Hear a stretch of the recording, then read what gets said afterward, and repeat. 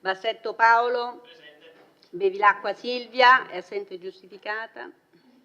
Bortolotto Giulia. Presente. Braido Fabio. Presente. Braido Giovanni, è assente giustificato. Caldarta Antonella. Carnelos Graziano. Presente. Cutifani Irene. Presente. Dareggian Antonio. De Bastiani Alessandro. Presente. Denardi Marta. Presente. Errante Lorenzo. Presente. Posocco Gianluca. Presente. Toffoli Thomas. Presente. Tonon Roberto. Presente. Euliana Antonella. Il numero legale c'è, 15 presenti. Nominiamo gli scrutatori, Presidente. Nomino gli scrutatori: Posocco, Bellotto,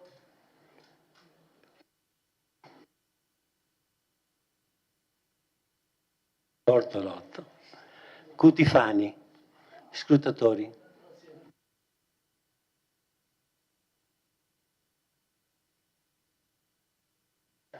comunicazione del Sindaco.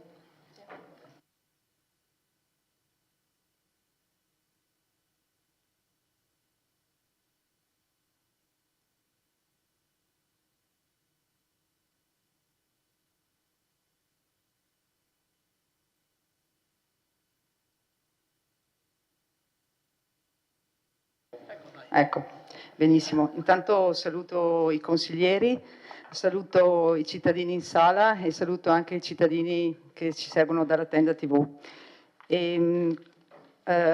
Abbiamo deciso di fare questo momento di comunicazione perché da questo nuovo mandato amministrativo intendiamo appunto in questo momento di comunicazione dare le informazioni e mettere a conoscenza dei consiglieri e anche dei cittadini delle varie questioni e delle varie situazioni che sono o aperte o in essere in città e che stiamo affrontando. Quindi faccio un breve excursus sulle questioni che da quando ci siamo insediati sono emerse nel territorio. E inizio facendo riferimento alla questione della chiusura della strada statale 51 di Alemagna, che come tutti voi sapete appunto è stato oggetto all'inizio di luglio di quella colata di detriti che l'ha praticamente interrotta. Volevo sottolineare che rispetto a quel momento noi come giunta ci siamo attivati affinché tutti i cittadini che risiedono nella zona del Fadalto avessero in qualche modo possibilità di avere un contributo per i disagi che ancora una volta purtroppo i cittadini appunto residenti in zona devono affrontare. Come sapete, come emerso dai mezzi di informazione, c'è stato un primo tavolo di confronto dopo il 14 luglio, tavolo di confronto con la Regione Veneto, con l'ANAS, Autostrade e Ferrovie dello Stato e naturalmente il nostro comune e il comune di Farra del Pago. Di Alpago, scusate, perché adesso è un unico comune, e fin da quel primo incontro tutti i soggetti hanno ritenuto che i lavori per la sistemazione e l'apertura della strada fossero eseguiti nel più breve tempo possibile, però in sicurezza, e due, di verificare la possibilità di attuare un procedimento che desse la possibilità naturalmente ai residenti e ai pendolari di poter usufruire appunto dell'autostrada in modo con l'esenzione totale del pedaggio. Da quel primo incontro sapete che ne è scaturito una comunicazione dove oggi praticamente tutti coloro, gli utenti che transitano nel tratto autostradale della 27 dalla stazione Vittorio Veneto Nord all'uscita di Fadalto hanno la possibilità di farlo in modo gratuito e quindi non pagano il pedaggio. Ecco, io su questo mi sento innanzitutto di ringraziare l'assessore regionale Elisa De Berti per il suo interessamento, il Ministero delle Infrastrutture, i vertici di ANAS e Autostrade e tutti coloro che hanno contribuito a far attivare questo procedimento, che tra l'altro è da un mio punto di vista significativo, perché molto probabilmente potrebbe essere un procedimento che verrà attivato qualora ci fosse, ogni volta serve qualora ci fossero altri eventi di calamità che andassero a interrompere la strada 51 di Alemagna. Dopo di questo, a questo punto, la data per la liberazione della strada statale è stata indicata indicativamente verso la fine del mese di agosto. Noi speriamo che i lavori proseguano in modo anche abbastanza celere, però insomma sappiamo l'entità e la portata della frana. Seconda questione che volevo sottolineare è la questione dell'esondazione, sempre nello stesso giorno del Meschio, e anche qui ringrazio i Vigili del Fuoco e l'AVA per l'intervento che hanno eseguito presso il complesso del borgo della centralina Farina, per intenderci. E su questo volevo solo avvisare che stiamo monitorando e attenzionando la questione del Meschio anche con l'aiuto del Genio Civile, perché stiamo verificando se ci sono concause rispetto all'esondazione del Meschio, quindi non solo dovuta alle forti precipitazioni che ci sono state quella notte, ma stiamo verificando anche se la questione delle centraline lungo il Meschio hanno qualche concausa rispetto a quello che è successo, ma questo è in divenire. Altra questione che volevo sottolineare è la questione delle perdonanze, della frana delle perdonanze. Anche qui abbiamo avuto un incontro con i residenti la settimana scorsa e naturalmente i residenti, gli abitanti della zona delle perdonanze naturalmente sono abbastanza così delusi, anche nel senso che purtroppo gli interventi attualmente non sono stati fatti in modo continuativo e risolutivo. Allora su questo noi questa sera voteremo anche una variazione di bilancio dove abbiamo stanziato dei fondi e stiamo già procedendo con la verifica di 2 interventi, uno sulla sistemazione della strada San Mor e l'altro sulla realizzazione di un bypass rispetto alla frana, per far sì che appunto i cittadini residenti in zona possano arrivare alle loro abitazioni. E poi ci sarà l'intervento risolutivo di sistemazione della frana con il contributo della Regione Veneto, ma questi sono tempi assai più lunghi. Altra questione che volevo farvi sottolineare era la questione della sistemazione del sentiero dell'UNESCO, il tratto finale che arriva a Serravalle. Sapete che era stato praticamente interrotto perché è stato bypassato, nel senso che il vecchio sentiero praticamente non è più accessibile per vari motivi, e quindi si è dovuto ancora durante l'amministrazione Miatto segnare un altro sentiero e realizzare un nuovo tratto, però da allora non era più stato manutentato e abbiamo dovuto cercare l'aiuto, soprattutto, e ringraziamo per questo, degli alpini che hanno liberato di erba e sterpaglie la terrazza degli artiglieri e la chiesa di Sant'Antonio sopra Serravalle, e quindi insomma il tratto del sentiero attualmente è aperto e percorribile. Ribadisco il ringraziamento alla sezione ANA di Vittorio Veneto. Stessa cosa, sta continuando l'intervento sul sentiero di Sant'Augusta e qui ringraziamo Unione Montana per aver eseguito i lavori, sta eseguendo i lavori, e quindi ringraziamo la Presidente Silvia Salezze, insomma, per aver voluto sistemare, quantomeno iniziare a pulire il sentiero che dalle alberature che erano alberature con rischio di pericolo e di crollo, e quindi si sta procedendo anche su quel versante. Ultima cosa che volevo far presente era che in questo primo mese di amministrazione nel mio ufficio sono arrivati tantissimi cittadini con tantissimi problemi personali, e qui naturalmente lo sanno bene anche chi era prima di noi qui al nostro posto, però insomma la portata di queste persone che hanno dei problemi personali, dei disagi personali o vuoi dal punto di vista, ripeto, personale o per questioni abitative, è molto, molto alto. E quindi qua ci sarà da fare, deve esserci un impegno di tutti per trovare insomma delle soluzioni e delle risposte. Ringraziamo comunque i dipendenti, gli operatori dei servizi sociali per il lavoro che stanno facendo, però voglio far emergere che insomma non stiamo parlando di poche persone, ma di parecchi cittadini che hanno notevoli problemi. E ultima cosa che volevo ringraziare, oggi mi sento in dovere di ringraziare gli uffici e tutto il personale al comune di Vittorio Veneto, anche l'ufficio tecnico che anche oggi è stato impegnato con una importante questione con i vigili del fuoco qua in città per un lungo periodo, e quindi il ringraziamento va a tutto il personale, che tra l'altro ci sono anche i momenti di ferie adesso, quindi siamo un po' sì, voglio dire, tra virgolette, c'è il turnover così sotto organico, però stiamo rispondendo in maniera anche precisa e puntuale a tutte le varie istanze che giorno per giorno si stanno presentando. Grazie. Grazie Sindaco.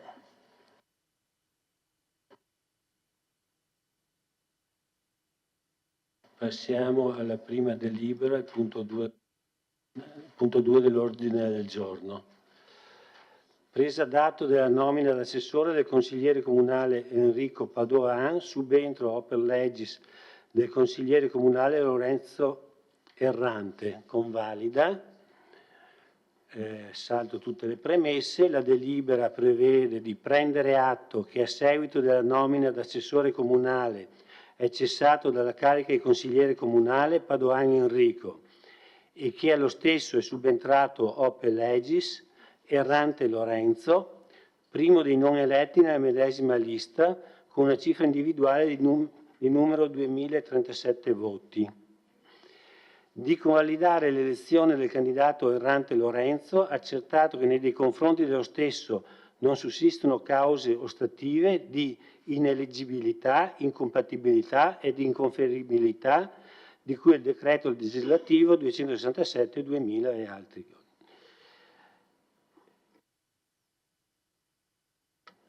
Apro la discussione.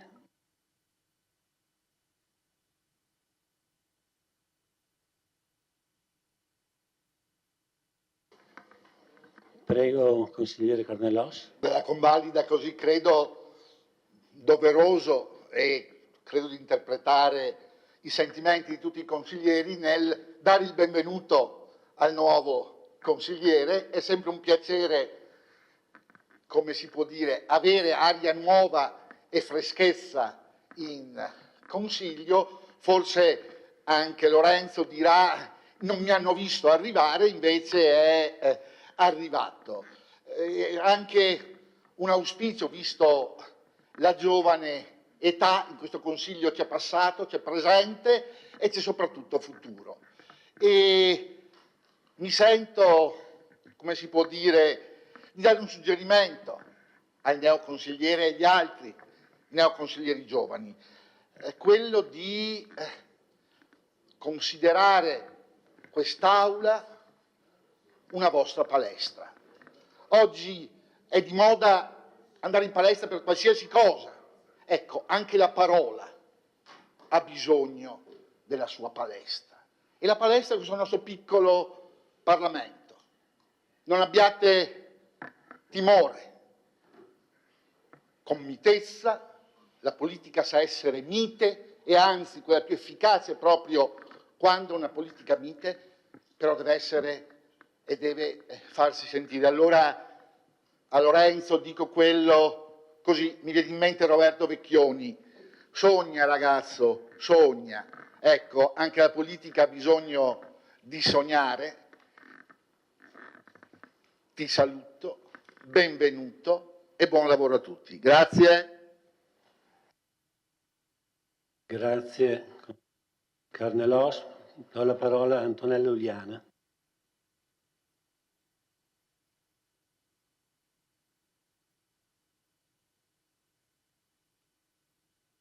Sì, ci tenevo a dire questo. augurando buon lavoro al nuovo assessore alla cultura. Visto che siamo in un periodo estivo e io sono stata sollecitata per 5 anni con l'apertura nel periodo estivo dei musei con orario continuato dalle 9 alle 17, quindi con l'apertura delle 3 ore in pausa pranzo, se a questo si è pensato e se ci si penserà e se quest'estate si provvederà, visto che ora chi è Presidente del Consiglio, insomma, rientra all'interno di una nuova amministrazione e proprio il Presidente attuale, ex consigliere comunale De Bastiani, aveva sollecitato molto, insistito molto su questo tema. Questa è la prima cosa. La seconda cosa che chiedevo e a che punto siamo con il bando per l'assegnazione della gestione al Teatro da Ponte, che adesso è di proprietà comunale, perché io sono un po' preoccupata per un evento molto importante che Vittorio Veneto vedrà svilupparsi a settembre e che è già iniziato con delle masterclass. Sto parlando del Festival da Pontiano. È un evento importantissimo che richiamerà in città moltissimi turisti, spettatori, anche stranieri, già 150 prenotazioni, un direttore d'orchestra inglese, la partecipazione della Camera di Commercio inglese.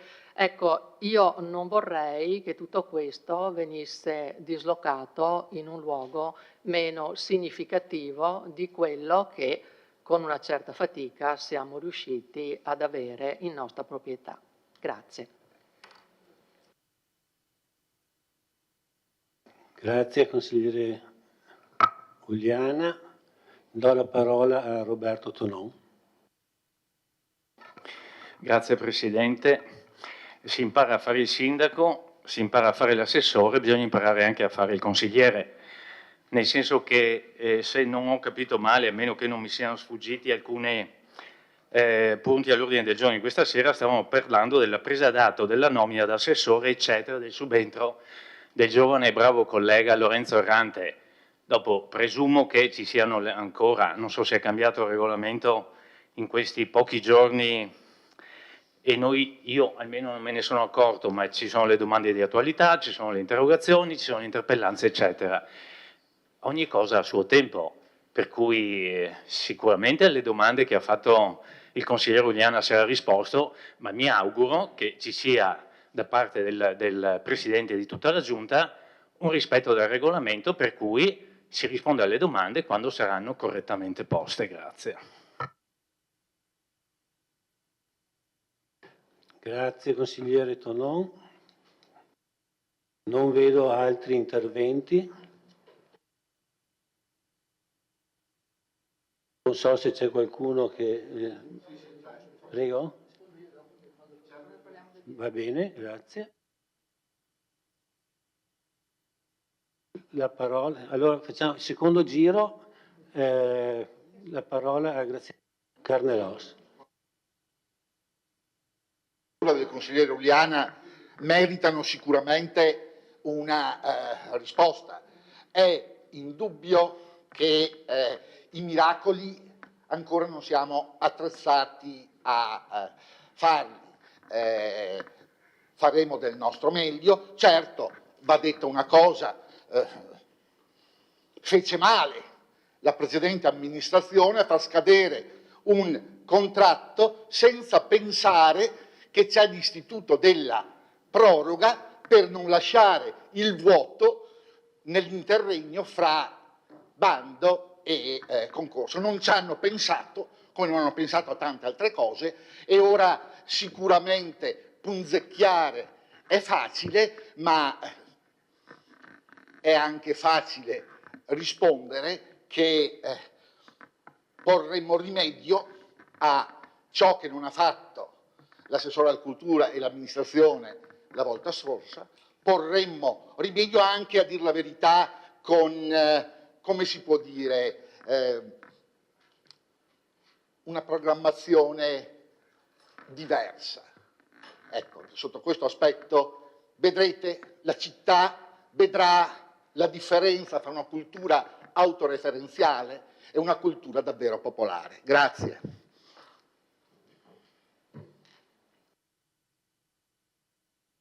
Thomas Toffoli.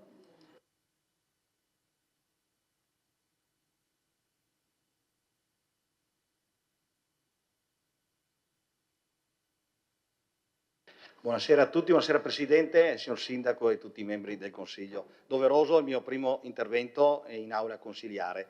La prima era stata una cerimonia, diciamo, inaugurale, quindi era doveroso a nome di Fratelli d'Italia portare il saluto al Presidente del Consiglio Giorgia Meloni. E anche oggi faccio anche da portavoce da Giovanni Braido, che porta i saluti, è assente, e raccomanda l'unica cosa, l'impegno che abbiamo portato in campagna elettorale sull'impegno delle piscine comunali. Ecco.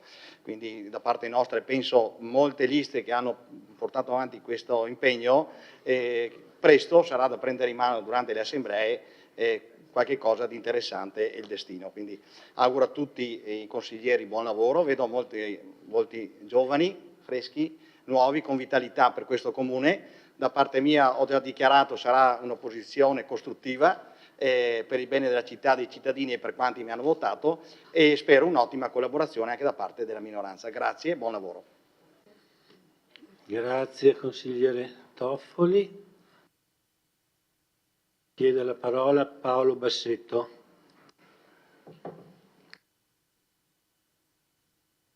Grazie. Buonasera a tutti. Questo intervento rispetto alla prima delibera di oggi in realtà è semplicemente per augurare buon lavoro all'assessore Padoan e allo stesso tempo per augurare buon lavoro e ben arrivato in questo consiglio al consigliere Lorenzo Errante. Credo davvero che la sua presenza possa essere un valore aggiunto per il gruppo Mirella Baliana Sindaco, ma anche per questo consiglio comunale. Grazie.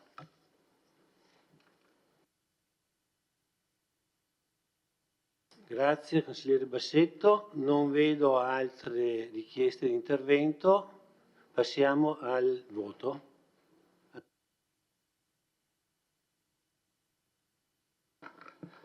Grazie Presidente, è il primo Consiglio Comunale, quindi un benvenuto a tutti, buonasera a tutti. Mi vedo partire estremamente risosi e pronti alla rissa, ma guardate che da maggioranza dovete avere un atteggiamento sinceramente più aperto, anche perché credo che l'ex assessore e consigliere ha chiesto delle cose con degli auspici che credo questa maggioranza debba accogliere, certo senza avere, diciamo, quell'atteggiamento dei primi della classe, perché 5 anni sono lunghi in maggioranza, sono lunghi in minoranza, e nei momenti di difficoltà arriveranno a tutti, quindi si cercherà anche di trovare il dialogo anche con chi magari ha un ruolo ingrato, che è quello dell'opposizione. Lei diceva, consigliere Carnelos, sono il pluridecorato per anzianità, in realtà siamo in 3 qua, e con ruoli diversi, da sindaco, da consigliere, da capogruppo, e quindi il mio auspicio è che ci sia una collaborazione, e certo il vostro atteggiamento, i vostri interventi non sono di collaborazione, sono pronti allo scontro. Siamo qua. Grazie. Grazie consigliere Darè. Adesso passiamo alla votazione. Prego, votate.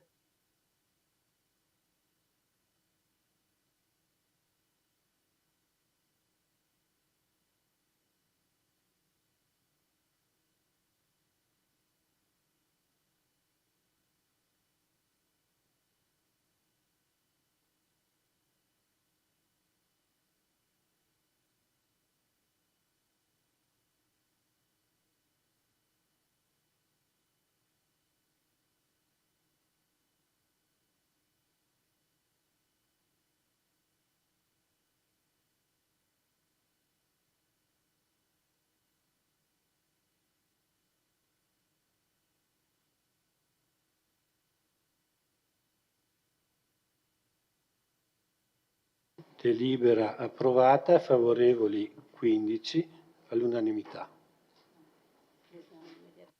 Votiamo l'immediata eseguibilità.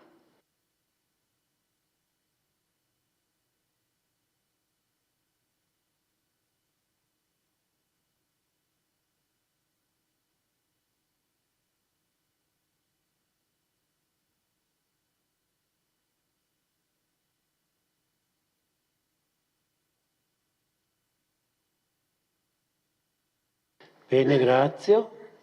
Passiamo al prossimo punto.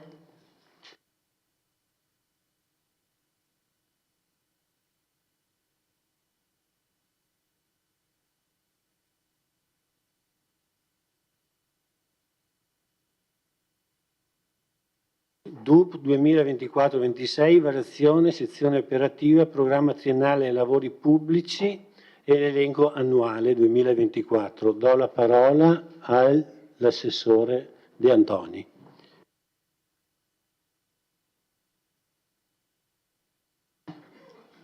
Sì, buonasera a tutti.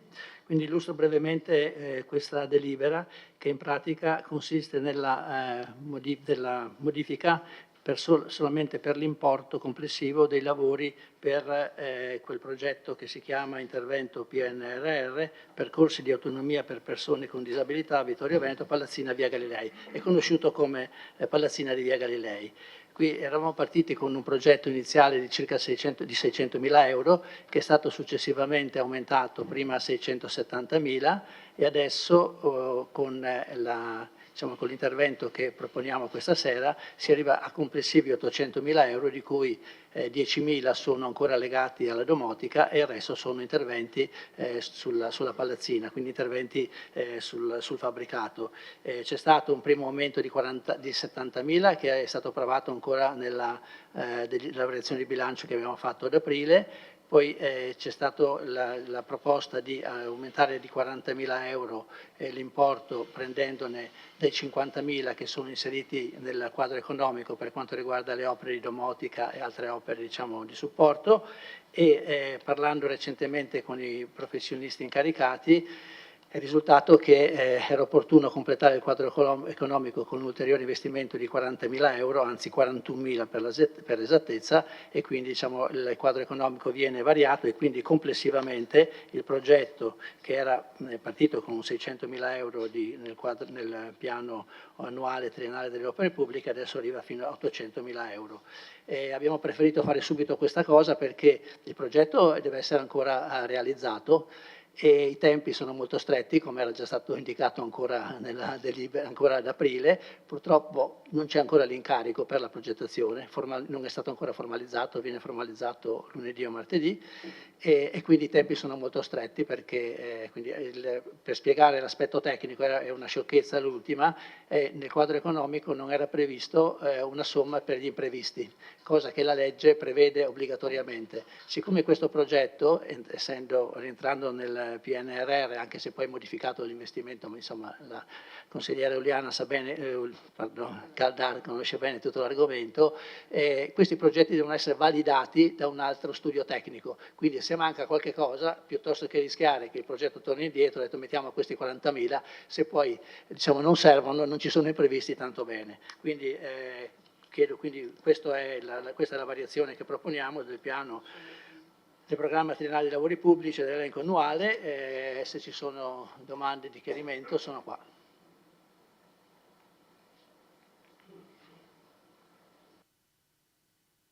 Grazie Assessore De Antoni. Do la parola a Antonella Caldar.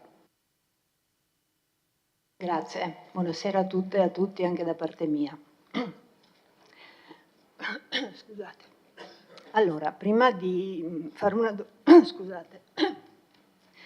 una domanda su questo argomento specifico all'assessore competente, vorrei chiedere una specifica al Presidente del Consiglio a riguardo del fatto di aver portato all'approvazione questa sera di 2 punti che riguardano materia di bilancio, senza essere passati, come d'obbligo, secondo il regolamento comunale, attraverso le commissioni. Chiaramente la commissione non è ancora costituita, la costituiremo nel proseguio della serata, però di fatto, a mio parere, ciò cozza con quanto scritto nel nostro regolamento. La cosa mi preoccupa, io personalmente voterò questo DUP, questa variazione al DUP, però mi chiedo se ci sia la possibilità che la delibera venga in qualche modo impugnata da qualcuno, da qualche organo superiore e quindi venga invalidata, il che ovviamente sarebbe grave.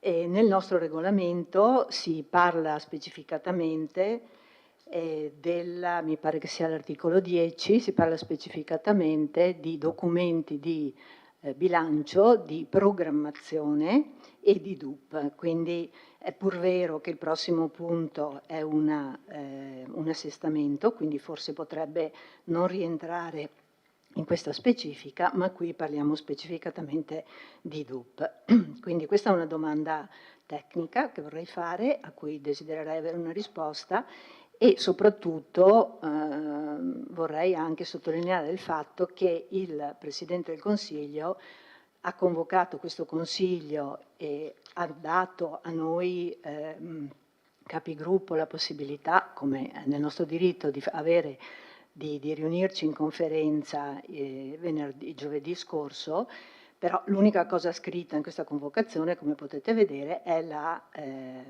data in cui ci viene chiesto di riunirci, senza dare alcuna specifica rispetto invece a questo tema della mancanza della laicità, della validità di questa approvazione, senza appunto avere convocato prima la commissione. Quindi le chiederei, Presidente, di specificare, insomma, per tutti, soprattutto per chi è nuovo di questo consesso, quale sia la situazione, di modo che siamo sicuri di poter votare in tutta tranquillità. E poi le chiederei anche, guardi, la ringrazio per la telefonata che ci aveva fatto per verificare la nostra disponibilità, visto che era anche periodo di ferie, ad essere presente alla conferenza dei capigruppo, però magari una maggiore specifica di questo tema ci sarebbe stato. Ecco, entro poi nel merito invece della proposta di variazione proposta dall'assessore De Antoni, solo per chiedere una cosa, perché ricordo che nel progetto iniziale, che come lei ha ben detto è un progetto di ambito, quindi fa capo all'ambito di Conegliano, e la parte domotica era più ingente. Ora il fatto di averla diminuita può comportare dei problemi, perché mi ricordo che c'erano delle percentuali fisse sulle varie spese. Grazie.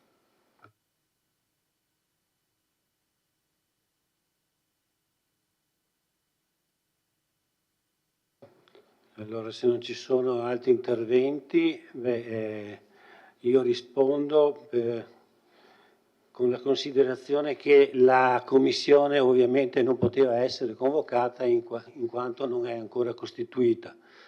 Abbiamo pensato di ovviare appunto con la riunione di capigruppo, eventualmente il segretario può specificare nel dettaglio il fatto che non fosse indispensabile la commissione di capigruppo come ci ha specificato l'altro giorno in commissione.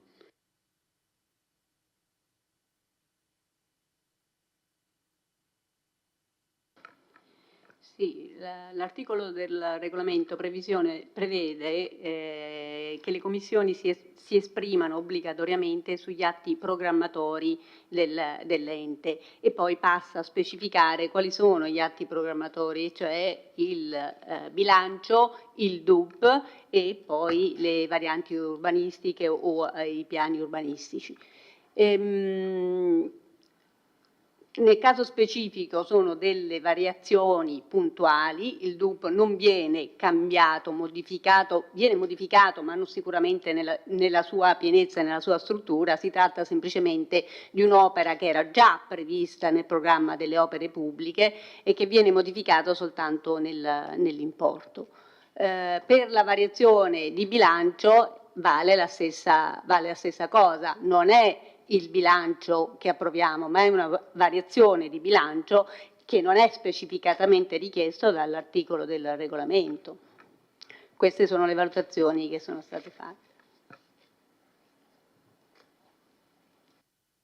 Grazie, passo la parola all'assessore De Antoni. Per quanto riguarda la domotica, non so se si ricorda, consigliere, che consigliera, si può dire consigliera? Anche se non va meglio consigliera. Se si ricorda consigliera, abbiamo discusso in consiglio di questo tema ancora 2 o 3 mesi fa, in aprile. E quando ho sollevato il problema alla responsabile dell'ufficio infrastrutture, eccetera, l'ingegner Curti mi aveva risposto che effettivamente si è perso un po' di tempo dalla richiesta dei professionisti di fare questa modifica, che era intorno a settembre-ottobre del 2023, alla data in cui l'argomento è stato portato in Consiglio, e aveva motivato questo ritardo per il fatto che avevano chiesto a Roma, al Ministero, ecco, probabilmente, la possibilità di utilizzare 40.000 euro di quei 50.000 che erano per la domotica. Quindi adesso questa autorizzazione, questo parere favorevole è passato e quindi utilizziamo tutti quei soldi, anche perché questa domotica è effettivamente una cosa abbastanza complicata che mi sembra che anche in altri edifici pubblici che sono stati realizzati qui a Vittorio Veneto, e speriamo che non sia così per quello che è in corso di completamento, cioè Palazzo Piazzoni, questa domotica è difficile poi da utilizzare, no? E quindi c'è comunque l'autorizzazione del Ministero per fare questo.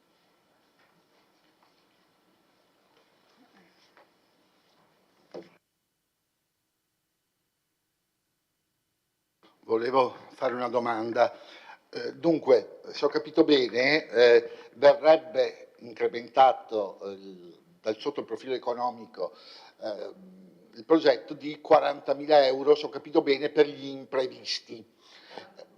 Sì, mi domando una cosa, siccome mi pare che normalmente è richiesto per legge che i progetti abbiano quel tot di imprevisti, come era stato possibile in passato approvare un progetto che questi imprevisti non li aveva. Meno male che vi siete accorti, perché ho la sensazione che se fosse arrivato quel progetto senza gli imprevisti, sapendo com'è la burocrazia, avrebbero detto sicuramente no, questo è inammissibile perché mancano gli imprevisti. Volevo sapere, ecco, cioè, l'iter, siccome non c'ero nella precedente consigliatura, come era stato possibile, in forza di quale principio non c'erano gli imprevisti nel progetto.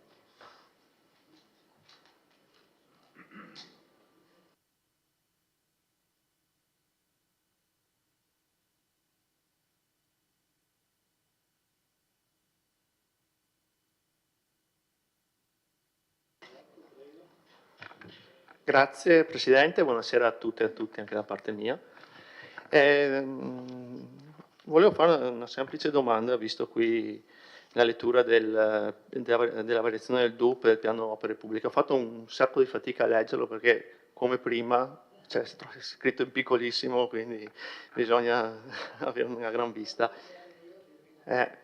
Allora, riguardo ai 300.000 euro che ci sono nelle asfaltature, che adesso sono finanziati con l'avanzo, non con oneri, giusto? Che punto siamo col progetto, con la progettualità? È stato deciso qualcosa? Perché già siamo a fine estate e rischiamo di non arrivare per fine anno a spendere questi soldi qui. E un altro capitolo che mi interessa è il discorso, visto il periodo delle frane, nel piano opere pubbliche c'è quel contributo famoso di 700.000 euro per il ripristino di 12 siti dove ci sono le frane. Volevo capire se è stato, siccome abbiamo combattuto tanto prima, quindi ve lo chiedo, è stato finalmente dato l'incarico per andare avanti. Tutto qua, grazie. Allora vediamo se ci sono altri interventi prima di rispondere. Non vedo, se vuoi prendere la parola, Assessore. Sì, allora, il consigliere Carnellos, preciso che neanch'io diciamo, gestivo il progetto quella volta, perché poi i progetti si approvano in giunta, però sicuramente è successo come capita spesso, no? Che c'è un finanziamento di, nel caso, 600.000 euro, bisogna andare avanti velocemente perché rientra nell'ambito, tutto bisogna fare i 600.000, se no blocchi tutti i progetti degli altri. Evidentemente diciamo, l'amministrazione e anche i progettisti hanno cercato di far rientrare diciamo, no, gli importi nelle somme che c'erano a disposizione. Già il Comune quella volta ha messo 350.000 euro per completare il finanziamento del Ministero e quindi in quel momento si è deciso di andare avanti così. Adesso che c'era il tempo di valutare bene le cose, almeno la mia proposta è stata mettiamo questi 40.000 euro in più, non si sa mai, se poi questi soldi non servono, tanto bene, possiamo riutilizzarli per altre cose. Il tema è abbastanza delicato perché c'è tutta una parte legata anche all'ascensore, mi è stato detto, sugli impianti, si era andati via un po' leggerini, diciamo, pur di stare dentro nell'importo. Comunque penso che si possa dire che sono cose che capitano quando si deve cercare di fare le cose in fretta e quando l'importo è stabilito non in relazione ai lavori che sono da fare, ma in relazione ai soldi disponibili al Ministero o agli stanziamenti che vengono poi dati in questo caso nell'ambito. C'erano 600.000, sono stati utilizzati forse in maniera un po' frettolosa, guardando meglio le cose i progettisti hanno rilevato che c'era questa carenza, l'abbiamo già finanziati 2 volte, quindi non è che alla fine siamo passati da 600, arriviamo quasi a 770.000 circa, insomma. Quindi sì, l'importo è importante, anche il progetto è importante, per cui ci crediamo su questo progetto, è la prima volta che viene fatta una cosa del genere a Vittorio Veneto, la portiamo avanti saltando qualche passaggio ma andando al risultato finale che è quello che conta. Per quanto riguarda i 300.000 euro di asfalto, ci sono nel bilancio, sono finanziati, no? Il dottor Sarri che mi dice di sì, abbiamo già fatto un primo passaggio in giunta per definire quelle che sono le strade e il progetto è in corso di predisposizione, per cui pensiamo per settembre di riuscire a partire con i lavori. In questa fase sono stati completati i lavori che erano finanziati col precedente finanziamento, in questi giorni è stata fatta la segnaletica e quindi diciamo, stiamo andando avanti con tutte le difficoltà che ci sono perché credo di essere qui da 23 giorni, mi sembra ufficialmente, e quindi ci sono, tanto per avere un'idea, 46 procedimenti di lavori in corso, 46, non abbiamo il RUP che rispondeva di tutti, che se n'è andato via velocemente e quindi diciamo, le difficoltà per capire quello che c'è sono molto pesanti. Io ci metto tutta la buona volontà che posso e quindi anche un po' anche le ferie di questi periodi che in qualche modo insomma, non tutto il personale è presente, quindi un po' alla volta cercheremo anche di superare questi problemi. Sul progetto, quello sempre del PNRR per quelle sistemazioni idrogeologiche, sono quasi sicuro, ma non al 100%, che sia in corso la progettazione e che l'incarico sia stato dato. Non sono sicuro al 100%, non ricordandomi tutto, però mi sembra che stiamo andando avanti anche su quello. Come? No, lo diciamo dopo. Ok.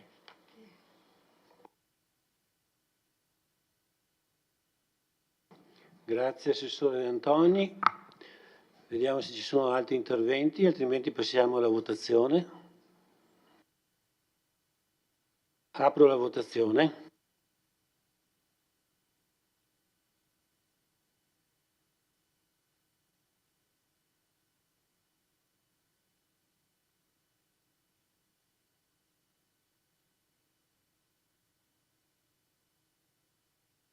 Bene, si può votare.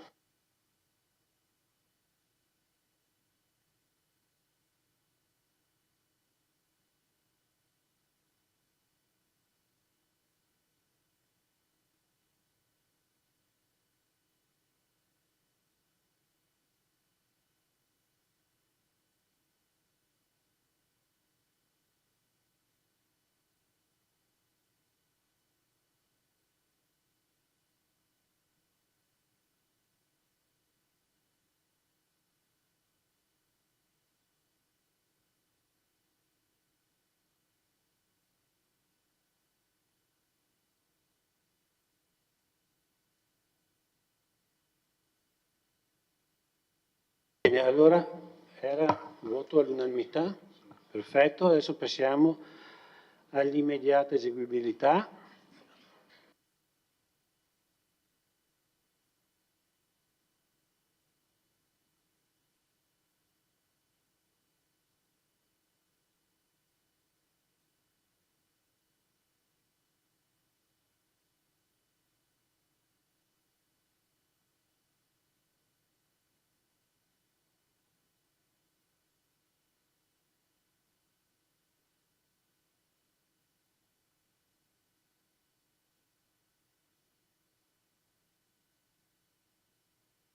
Quindici favorevoli, unanimità.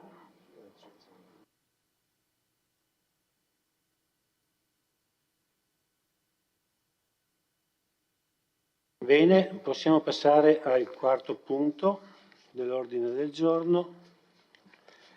Bilancio di previsione 2024-2026 e relativi allegati, verifica degli equilibri e assestamento generale di bilancio 2024 e 2026. Immagino che intervenga l'assessore De Antoni.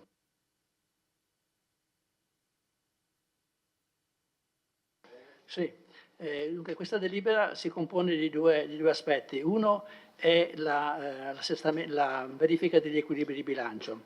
Qui c'è una norma, il decreto legislativo 267 del 2000, che imparerete a conoscere anche i giovani qua che sono arrivati, che prevede tra le altre cose insomma, che almeno entro il 31 luglio di ogni anno il Consiglio Comunale dia atto del permanere degli equilibri di bilancio.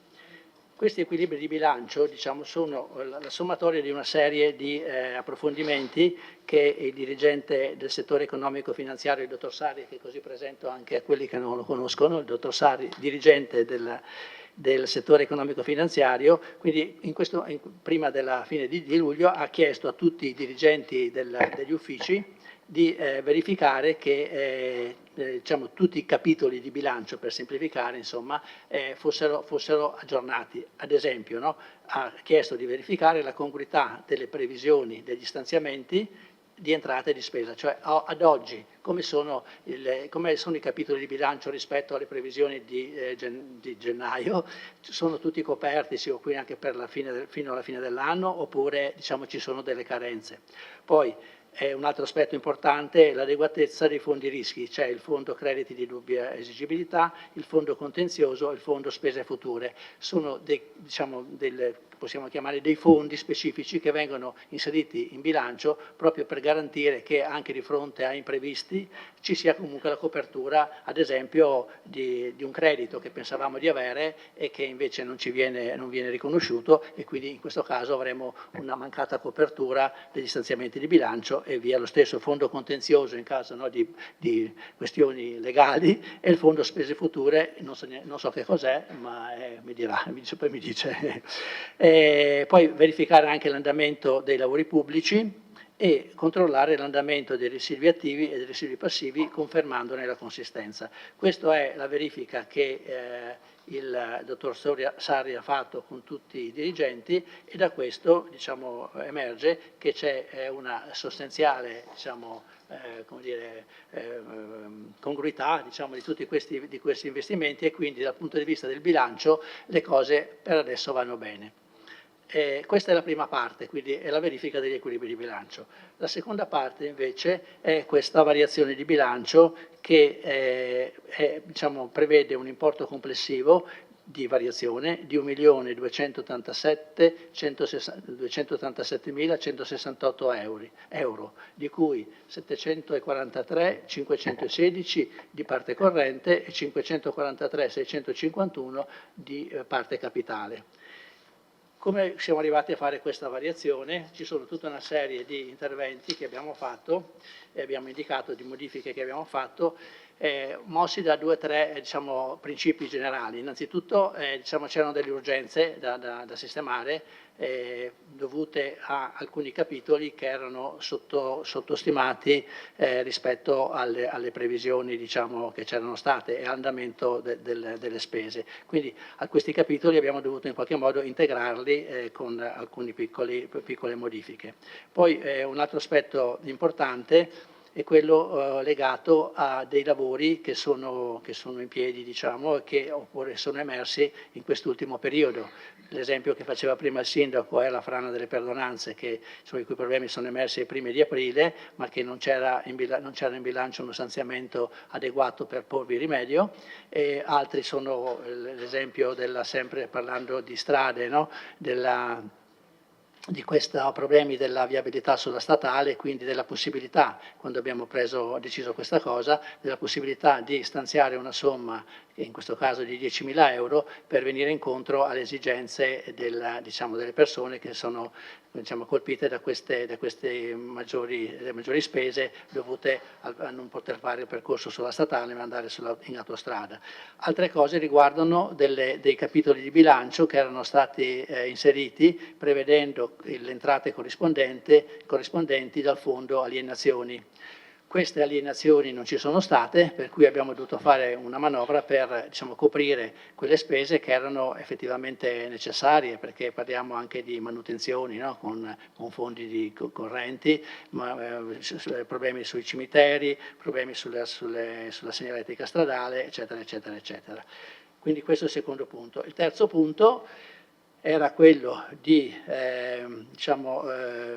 intervenire, oltre che su questi importi che dicevo prima, su queste situazioni che sono nate recentemente, ma anche su alcuni problemi, sempre nell'ambito delle opere pubbliche, alcuni interventi che giacevano lì da tempo e che in qualche modo dovevano essere finanziati. Adesso, ad esempio, per fare un esempio che poi mi è stato consegnato questa sera, c'era una comunicazione ancora del 15 febbraio 2024 sulla strada di San Maur, no? Che bisognava di interventi.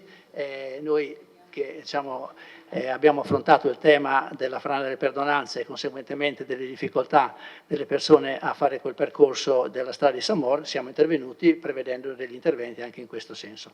Allora, entrando nel dettaglio di questi interventi, perché poi dicono che sono lungo anche quando sono da questa parte, non solo quando ero consigliere.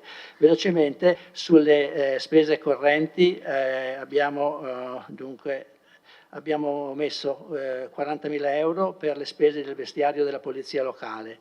Ci sono circa 254.000 euro che sono fondi trasferiti dalla Regione e dallo Stato per il servizio pubblico locale, e questi soldi vengono immediatamente trasferiti alla MOM che fa il servizio per conto nostro. Poi ci sono questi 10.000 euro di cui parlavo prima, sono altri, scusate, 10.000 euro per spese di anonimizzazione dei filmati della videosorveglianza. Poi ci sono 10.000 euro per fondi regionali per gli inquilini morosi incolpevoli che vengono trasferiti nel bilancio poi anche di spesa. Analogamente per i contributi per l'eliminazione delle barriere architettoniche, 4.000 euro in entrata e in uscita. E giù scendendo, ad esempio per i servizi di ristorazione scolastica ci sono 55.000 euro in più di spese dovute al fatto che il contratto è aumentato, mi sembra com'era la storia, sono aumentati il numero dei pasti che devono essere fatti. E poi c'era, adesso mi suggerisce, cos'era questo? C'è un rientro in più. Ci sono dei rientri in più, ma anche il costo del contratto è aumentato, giusto? Si può dire, va bene, circa. Poi il contributo per attività culturali abbiamo messo 15.000 euro per contributi per attività culturali nel settore della scuola. Qui c'era un intervento concordato con la precedente amministrazione e quindi l'abbiamo messo in bilancio. Abbiamo messo in bilancio anche il trasferimento necessario dei fondi alla provincia per l'imposta di soggiorno. Una nuova norma prevede che il 10% venga trasferito e qui sono 20.000 euro che vanno alla provincia. Abbiamo messo 60.000 euro per interventi, contributi per attività turistiche. Qui faremo un bando che dovrà tenere conto sia delle manifestazioni che ci sono già state nella prima parte dell'anno, sia delle manifestazioni che vengono fatte in estate, ecco. Non andiamo tanto in là perché le risorse non sono sufficienti. Altre cose per l'asilo nido, spese per appalti, no, questi sono in meno. Sono 7.000 euro per spese per appalto servizio di ristorazione asilo nido, che era trattato a parte. e continuando 43.000 per contributi assistenziali per gli inserimenti in strutture, 32.000 euro per lo spending review. Sapete che c'era anche sul giornale questa riduzione da parte dello Stato di trasferimenti ai comuni. Per il comune di Vittorio questo incide per circa 100.000 euro, 70.000 sono già stati stanziati credo all'inizio dell'anno, 32.000 sono quelli che abbiamo messo in questo capitolo per coprire questo famoso spending review. Poi abbiamo contributi per il minimo vitale, 20.000 euro, poi ci sono c'è l'IVA a debito, nel senso che è aumentata l'attività che fatturiamo e conseguentemente anche l'IVA che poi dobbiamo pagare, giusto? Sì, lei mi dica di sì così sono contento, che dico giusto. Poi ci sono vari interventi di manutenzione verde pubblico, 40.000, manutenzione strade, verde pubblico, cimiteri 10.000, 10.000 per il verde pubblico dei cimiteri ancora, 17.000 per la manutenzione di impianti sportivi, 10.500 per la manutenzione degli immobili, questi sono nelle scuole, 20.000 per verde pubblico, 20.000 per manutenzione ordinaria di strade ancora, 15.000 per acquisto di beni, mi sembra che ci siano forse i condizionatori e qualche piccola cosa, ci sono alcuni dei condizionatori fuori servizio che li compriamo, avanti ancora 27.000 ancora per manutenzione di cimiteri. Il totale di tutte queste cifre, non le ho lette tutte, ma ho letto tutte quelle che sono sopra i 10.000 euro, porta a un totale di 743.516.000 euro. In questo c'è da tenere conto anche della minore spesa per il personale. Una cosa che ho sempre criticato e che in questa occasione ho dovuto fare anch'io, non perché volessi ridurre gli importi per il personale, ma perché con i concorsi in corso non riusciamo entro il 31 dicembre a spendere le risorse che erano stanziate, per cui in particolare mi sembra di ricordare sui concorsi dei vigili che era previsto di assumerne 3, ne abbiamo assunto uno solo, questo assieme anche all'altro concorso che era forse sulle figure tecniche, su una figura tecnica forse, questi due concorsi non sono andati a buon fine, adesso stiamo ripartendo con i concorsi nuovi e la somma diciamo, delle mensilità per i due vigili, per i due agenti della polizia locale e per questo funzionario diciamo, che erano messi in bilancio, non riusciamo a spenderli entro la fine dell'anno, per cui c'è questo risparmio di circa 62.000 euro. Per andare poi diciamo, alle spese invece in conto capitale, anche qui le cifre più grosse, va bene, abbiamo già detto quelle di prima per via Galilei, che sono in totale 81.000, 40 più 41, 151,20, sono 81, 151. Poi abbiamo ancora 50.000 euro per la progettazione tecnica dell'intervento sulle perdonanze. Qui spiego, sono tanti, ma sono una somma di due interventi, quelli che facciamo subito, e cioè il bypass di cui parlava prima il sindaco e la sistemazione della strada di San Mor, e sono piccole cifre, ma il grosso della spesa è per il progetto che la Regione ci chiede per ottenere il finanziamento di 350.000 euro. Quindi abbiamo investito 50.000 euro, abbiamo indicato due professionisti, un geologo e un ingegnere, che stanno predisponendo le schede tecniche da mandare in Regione per poter avere il finanziamento.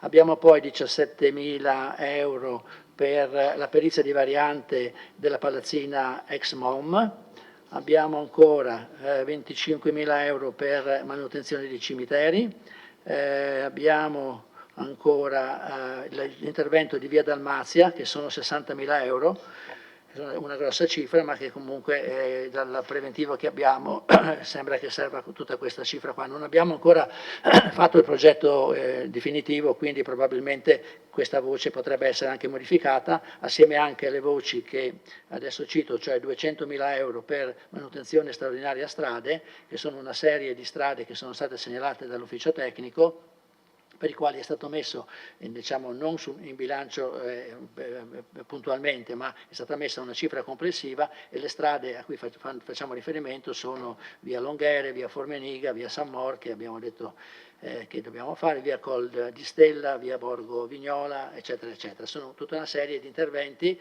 che abbiamo messo per memoria diciamo a parte, però nel bilancio trovano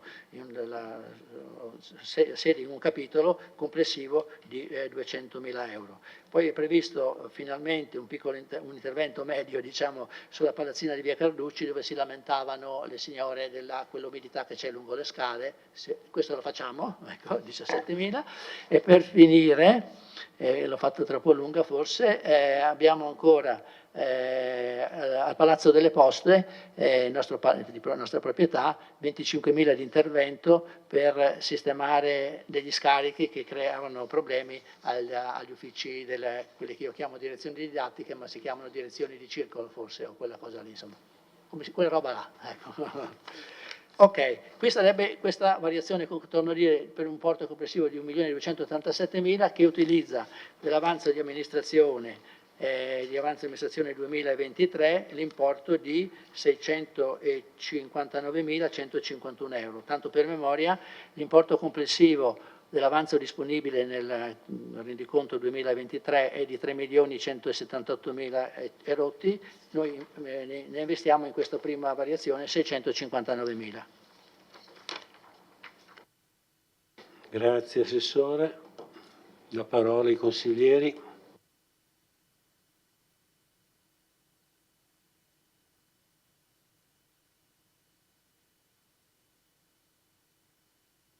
Prego. Grazie Presidente. Allora, inizio ringraziando l'assessore De Antoni, mi sono scritta la sua dichiarazione, fino ad ora le cose vanno bene ed è un bel riconoscimento, credo, al lavoro fatto fino ad ora dal precedente assessore, ora consigliere Posocco. E come è specificato bene anche nella delibera e come lei giustamente ha ribadito, le cose fino ad ora vanno bene, tant'è che appunto non ci sono debiti fuori bilancio, il fondo contenzioso, vabbè, questo non dipende tanto, dipende anche da come l'amministrazione si è comportata e si comporta nei confronti dei terzi, perché si cerca sempre di evitare di andare al contenzioso con i cittadini. Il fondo rischi non è stato richiesto ai dirigenti e questo per una attenta e pedissequa, direi anche, pedissequo lavoro che i dirigenti fanno ogni qualvolta c'è una delibera e un atto amministrativo da sottoscrivere.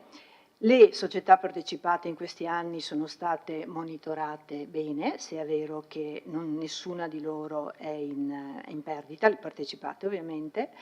Il fondo cassa è a posto e poi c'è il grandissimo lavoro di cui va riconosciuto, l'abbiamo già detto nei precedenti consigli, ma vorrei ribadirlo oggi, va riconosciuto il merito all'ufficio bilancio, in modo particolare al dottor Sarri come responsabile nella gestione dei residui, perché negli ultimi 2 o 3 anni è stato fatto un lavoro davvero eccellente che ovviamente contribuisce al buon funzionamento del nostro bilancio.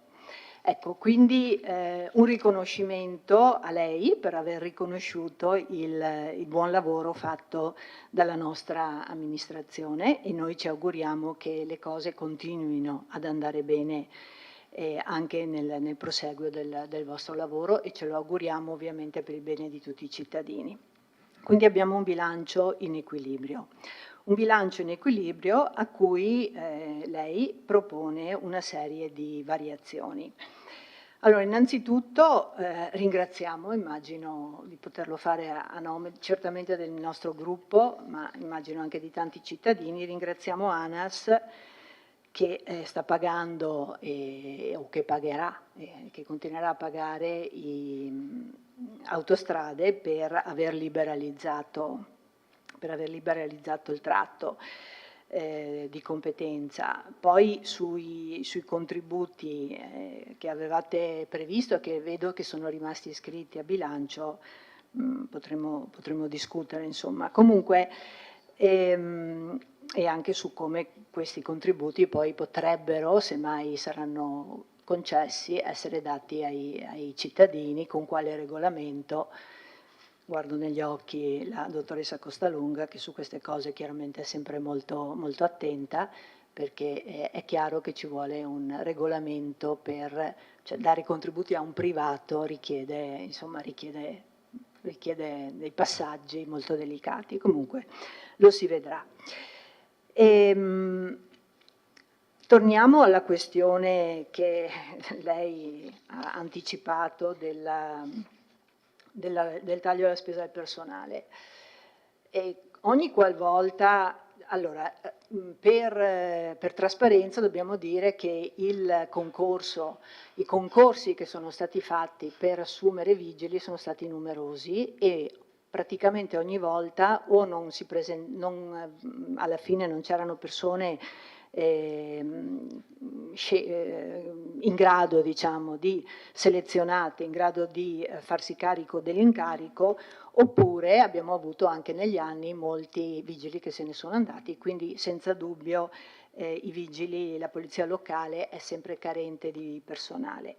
Ora lei dice taglio di questi 62.000 euro, buona parte riguardano i vigili che non riusciamo ad assumere. Certo, non riusciamo ad assumere, però se cancelliamo questo denaro dobbiamo aspettare poi per fare il concorso nuovo e tutto va a slittare, cioè ad un certo punto conveniva, a mio parere, tenerlo almeno una parte e vedere se del concorso in essere si riusciva a portarsi a casa almeno 1 o 2 vigili e comunque non cancellarlo per permettere di aprire il nuovo concorso.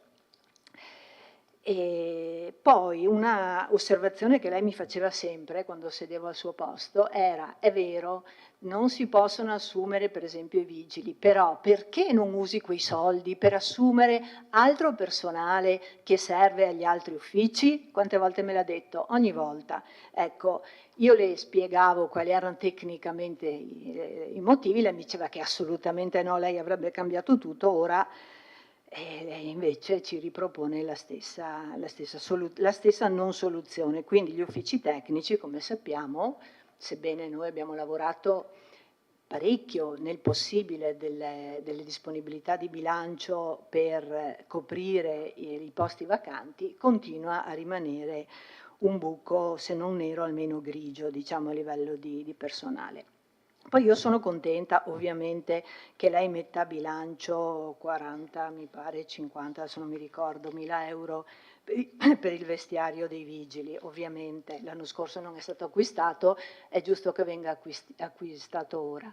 Però attenzione, perché stiamo acquistando vestiario e ci mancano i vigili, quindi non vorrei che ci trovassimo con, con i vestiti e con le divise e ci mancassero poi le persone con cui riempirlo. Grazie. Grazie consigliera Caldart, vediamo se ci sono altri interventi.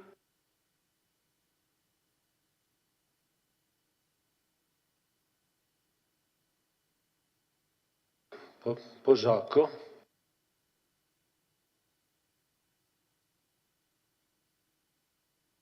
Grazie Presidente. E qui adesso da consigliere vado a commentare quello che poi ho fatto per 5 anni dall'altra parte e ringrazio l'ufficio economato per il grande lavoro, ringrazio l'assessore che ha approvato la sua prima variazione e magari ha potuto veramente vedere che poi non è tutto così semplice quando si sta dall'altra parte. Volevo fare però delle osservazioni, perché comunque avevamo cercato di fare dei cambiamenti per garantire una maggior trasparenza al bilancio, a tutte le variazioni, quando lo presentavamo ai consiglieri. Qui in questo assestamento io sfido un consigliere che capisce qualcosa. Nelle precedenti proposte di delibera, se si ricorda, c'erano in delibera tutti i capitoli con le variazioni. Quindi mi auguro, per un discorso di trasparenza, che con la prossima variazione tornino questi foglietti che spiegano, anche a chi magari non ne mastica tanto di bilancio all'inizio, poi senz'altro si informa, tornare un attimo su questo. E poi, Assessore, è comparsa una cosa che io ho sempre detestato, il grande capitolo lavori e interventi vari generali. Questo calderone in cui si mettono i soldi, si dice che si fanno determinati lavori e poi un assessore è convinto di fare dei lavori e aver messo i soldi e alla fine quei soldi vanno per chissà cosa, per qualcos'altro. Il riferimento è a tutti gli interventi dei 200.000 euro che inserisce che non hanno un capitolo specifico. Lei mi ha fatto degli esempi, ha parlato, mi sono confrontato con i miei colleghi dopo di giovedì, che farete degli interventi, tra l'altro mi è venuto a sorridere perché sono interventi che l'assessore Fasan voleva fare, Borgo Caloneghe, Borgo Maren, Longhere, tutti interventi importanti su zone importanti, però la invito ad andarli a vedere. Cioè 30.000 euro per Borgo Vignole, per quanto importante può essere Borgo Vignole, l'intenzione era quella di allargare la strada con una curva, c'è un muretto secco che per 2 metri è venuto giù, io lo so, devo investire 30.000 euro per Borgo Vignole, va benissimo, però penso che ci siano altre priorità. Il mio invito era, lavoro per lavoro, creare il capitolo. Le faccio un esempio, lei lo sa perché ha visto l'avanzo da dove derivava. Avevamo fatto il capitolo apposito per via Martiri della Libertà, 70.000 euro. Dove sono finiti quei soldi? In avanzo. Avevamo fatto il capitolo proposto per le centraline, 60.000 euro, 61.000 euro. Dove sono finiti quei soldi? In avanzo. Le sto dicendo che quando si responsabilizzano certi uffici, va a finire che non si fanno i lavori. Mentre quando creiamo un calderone unico, lei stia attento, e le darò una mano su questo, i soldi che lei pensa di spendere per una cosa vanno spesi per l'altra, per un'altra cosa. Mi sono accorto, vedendo i lavori che aveva fatto quando sono arrivato qui in maggioranza, il consigliere sindaco Tonon a San Giacomo, ho detto, che li ho pagati con interventi vari il primo anno, ma i lavori erano già stati fatti. E da lì, capito, ho iniziato a mettere i puntini su lei. Quindi la invito a questa veramente a stare attento. Un'altra cosa che la invito a prendere per mano l'avevamo fatto i cimiteri.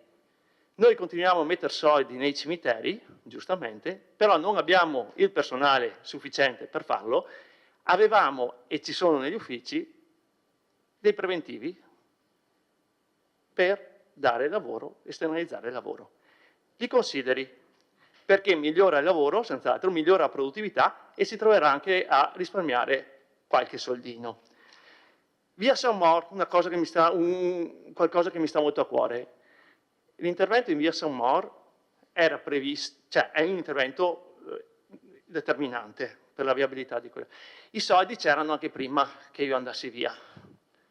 Okay? Cioè, si potevano trovare utilizzo del condizionale, anche dal capitolo delle strade, asfaltature, potevamo usare i soldi e metterli là. Si poteva farlo se qualcuno si impegnava e ci credeva.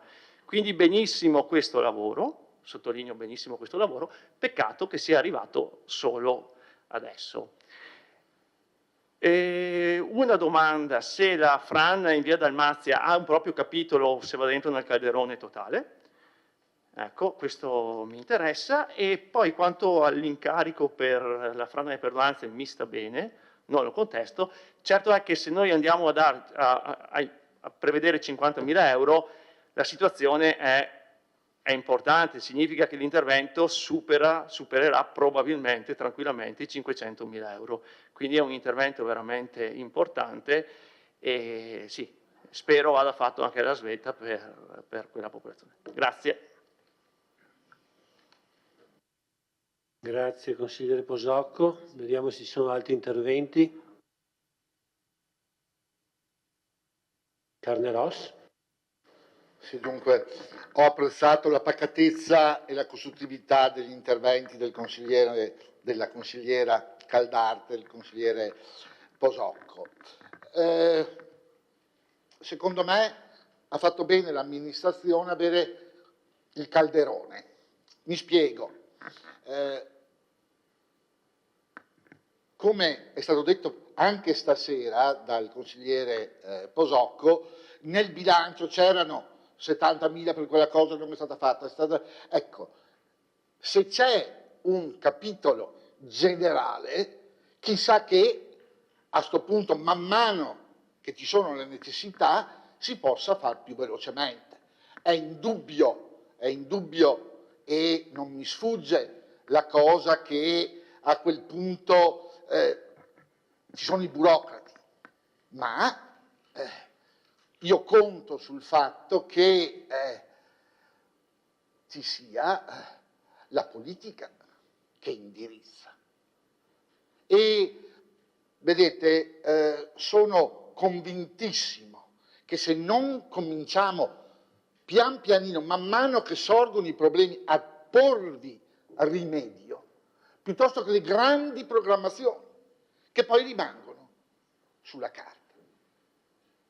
Per quanto riguarda il personale, secondo me, visto che siamo ad agosto, è indubbio che è stata oculata la scelta di toglierli nel bilancio di quest'anno, perché per quanto veloci si possa fare, sicuramente entro il 31 dicembre credo che nessun tipo di procedura possa avere il suo inizio e la sua conclusione. È indubbio che nel bilancio 2025, siccome la volontà delle assunzioni c'è, è indubbio che dovranno essere di nuovo rimpolpati i capitoli del personale.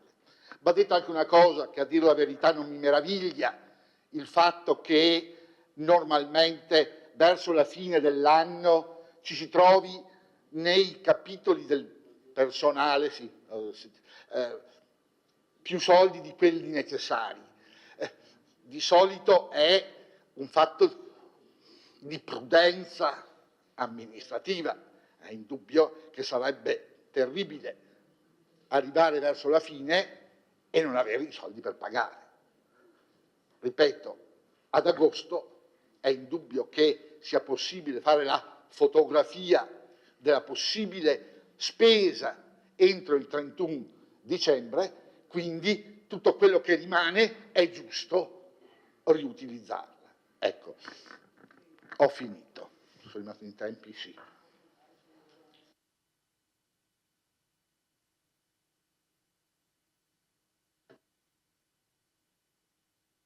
Possiamo fare il secondo giro. Un attimo, vediamo se vuole rispondere l'assessore. Volevo che il dottor Sari precisasse questa questione sulla composizione del bilancio e poi rispondo io e poi se si fanno altri interventi risponderemo la seconda volta. Va bene? Va bene? Allora, buonasera a tutti, soprattutto ai nuovi arrivati. Io sono Alessandro Sarri e sono il dirigente del settore economico-finanziario. Naturalmente noi siamo a disposizione di tutti voi, di tutti i consiglieri, per qualsiasi dubbio, sia io che i miei collaboratori. Ci trovate nel Palazzo Municipale per il settore finanziario, mentre per i tributi qua sotto ci sono gli uffici. E do il benvenuto a tutti.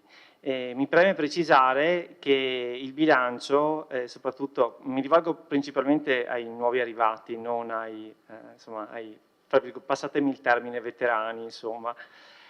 Il bilancio del Comune è un bilancio finanziario, quindi voi magari avete un po' di dimestichezza con i bilanci delle aziende private, delle società o quant'altro. Nulla di tutto ciò per il momento. Il prossimo anno avremo la contabilità nuova e ne riparleremo. Quindi mi rendo conto che magari farete un po' fatica a comprenderlo e quindi magari adesso avete sentito tutta una serie di voci e andate a cercare nella delibera e non riuscite a trovare la corrispondenza, non la troverete mai. Perché? Perché il bilancio ha una struttura, diciamo, in funzione dei vari organi del Comune. Il Consiglio Comunale, per sua competenza, ha una funzione di programmazione, non ha una funzione gestionale e quindi tutti questi interventi voi non li troverete mai in una variazione di bilancio del Comune. Troverete un dato molto aggregato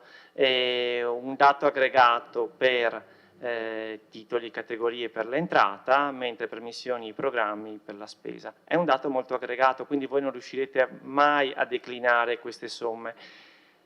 Qualora la variazione venga approvata, cosa succede? Domani mattina o comunque nella prima seduta utile, la Giunta Comunale adotta il piano esecutivo di gestione e quindi declina la variazione di bilancio e quindi il bilancio comunale in queste voci che vi sono state elencate. Quindi l'intervento dell'assessore, in questo caso, ha voluto proprio anticipare come il bilancio comunale verrà declinato e di fatto assegnato alla gestione di noi dirigenti.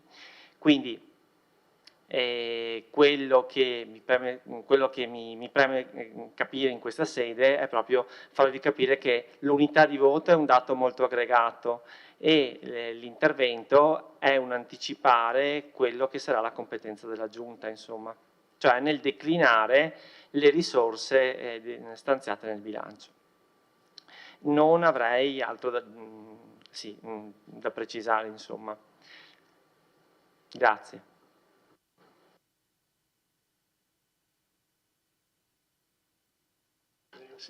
Sì, cerco di rispondere agli interventi dei consiglieri Caldarte e Posocco.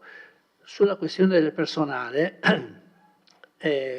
quello che volevo precisare è che con i concorsi già avviati e con quelli in corso di formalizzazione, ad esempio il bando per l'assunzione dei 3 agenti non è ancora partito, è in corso di formalizzazione, quindi sta per partire adesso. Abbiamo fatto i conti di quanti mesi ci vogliono per fare il concorso e in relazione a questo abbiamo messo le previsioni di spesa. Le previsioni di spesa si riducono di 62.000 euro in relazione ai concorsi che sono in corso, che ce n'è uno solo, e che è quello con la mobilità per 2 istruttori amministrativi e poi altri non ce ne sono. Quindi facciamo partire i concorsi e questi concorsi con i tempi che ci sono arriveranno a novembre o a dicembre e quindi le spese che gravano su questo bilancio sono meno di quelle che erano state previste. Abbiamo previsto anche le spese per il 2025 e in totale abbiamo adesso avviato il concorso, stiamo formalizzando il concorso per quanto riguarda l'assunzione di 3 agenti di polizia locale, di 3 funzionari tecnici, di 4 operai, che queste assunzioni verranno coperte entro il 2024 e per il 2025 invece abbiamo la previsione di assumere un istruttore amministrativo, un funzionario tecnico e un altro agente di polizia locale. Abbiamo modificato il PIAO, che è il piano integrato di attività e organizzazione, che è il piano per il personale, si chiama PIAO. Lo abbiamo integrato con la proposta che va in giunta giovedì e che prevede queste assunzioni di cui le ho parlato. Quindi non è che io abbia tolto risorse al personale, ho tolto le risorse che non riusciamo a spendere nel corso del 2024 in relazione ai concorsi che erano già stati avviati dalla precedente amministrazione e in quelli che riusciamo a far partire adesso. Tra questi c'è anche chiaramente il concorso per il dirigente, che mi sembra che è stato pubblicato oggi o viene pubblicato in questi giorni, e quindi c'è anche quello. Quindi questa è la situazione. È vero che con i vigili facciamo tanta fatica a tenerli, c'è un grande turnover, però il vestiario si doveva comprare perché potevamo trovarci nell'ipotesi di avere, adesso abbiamo il vestiario e non abbiamo i vigili, ma poi di avere i vigili e non avere il vestiario sarebbe stata una situazione un po' difficile da gestire. Sempre per quanto riguarda va bene, la consigliera Caldarte non avrei nient'altro da dire. Invece per quanto riguarda il consigliere Posocco, ringraziandolo per i consigli che ha voluto darmi, preciso che all'inizio ho anche detto che abbiamo fatto una grande fatica a coprire le spese correnti che non erano coperte nella prima parte del bilancio. Abbiamo dovuto lavorare con molta energia per riuscire a mettere i soldi e coprire l'anno. Quindi è vero. E anche l'altro aspetto che io ho sempre criticato e che critico ancora, ma l'avevo accennato dicendo quanti sono le opere in piedi, cioè è chiaro che il fondo di cassa è capiente, ma è fin troppo capiente, perché come sapete, come sa bene il consigliere, ci sono 14 milioni di euro per gran parte dovuti a questi lavori che non riusciamo a mandare avanti e che, diciamo, il mio obiettivo principale è quello di farli partire e di spendere il più possibile questi soldi che ci sono. E quelle voci che citava, ad esempio via Martiri della Libertà, è andato a finire diciamo, nel famoso calderone perché non è stato fatto l'impegno tempestivamente, no? Come non è stato fatto l'impegno per i servizi cimiteriali. Volevate anche, sì, ho sentito anch'io dire che il sindaco Miato si era mosso per fare questo appalto. Adesso però non so dire perché non è stato fatto, e certamente in 23 giorni non so se c'è qualcuno che fa i miracoli, lo prendiamo volentieri, ma in 23 giorni capire tutte queste cose onestamente mi sembra molto difficile. Per quanto riguarda le strade, no? Abbiamo messo appositamente 200.000 euro tutti assieme e abbiamo riportato nel bilancio in parte come annotazione le strade che adesso le cito tutte perché sono scritte ancora più in piccolo: via Longhere, via Formeniga, quindi non sono tutte, diciamo, via San Mor, via Col di Stella, via Borgovignola, via Caloneghe di Sotto e via Maren. Zone, diciamo, miste, non sono tutte, diciamo, da una parte, no? E questi qui ci sono degli importi presunti. Perché presunti? Perché l'ufficio ci ha passato le carte, no? Ad esempio ha messo delle cifre, quando poi approveremo i progetti diremo che sono 15, sono 17, sono di più, sono di meno. E io spero, essendo assessore al bilancio e anche assessore alle opere pubbliche, di non perdere il dato per strada e quindi partire con 15 da una parte e finire nell'altro ufficio non trovandomi soldi. Quindi spero che queste cose riusciremo a portarle avanti. C'è sicuramente il complesso delle attività dell'ufficio tecnico è molto molto notevole e onestamente è anche vero che manca personale, per cui abbiamo pensato di assumere 3 funzionari tecnici.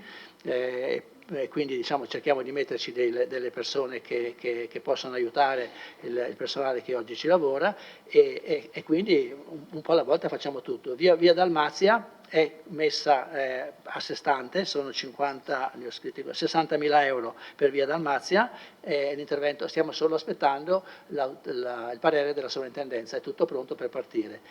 L'ultimissima cosa era via San Mor. Ecco, via San Mor era una cosa che era presente anche prima di che arrivassimo noi, no? Perché la prima richiesta è del 15 febbraio 2024, che addirittura prevedeva un intervento di 47.200 più IVA, mentre noi prevediamo, diciamo, dell'intervento da fare subito una trentina di migliaia di euro per fare questo lavoro. Quindi sì, alcune cose si potevano fare forse anche prima, non si è potuto farle, io cerco di fare il più che posso, ma cercherò anch'io con i tempi che sono necessari, perché come tutti sapete la burocrazia è abbastanza complicata e quindi c'è tutta una serie di interventi da fare. Prima devono trovare i soldi, poi bisogna fare la determine, poi bisogna fare i pareri vari e quindi i tempi sono sempre abbastanza lunghi. Però insomma vi assicuro che diciamo, pian piano con l'aiuto del dottor Sarri e con i tecnici dell'ufficio tecnico cerco di entrare e approfondire bene tutti gli aspetti e spero al prossimo Consiglio di poter portare anche qualche risultato.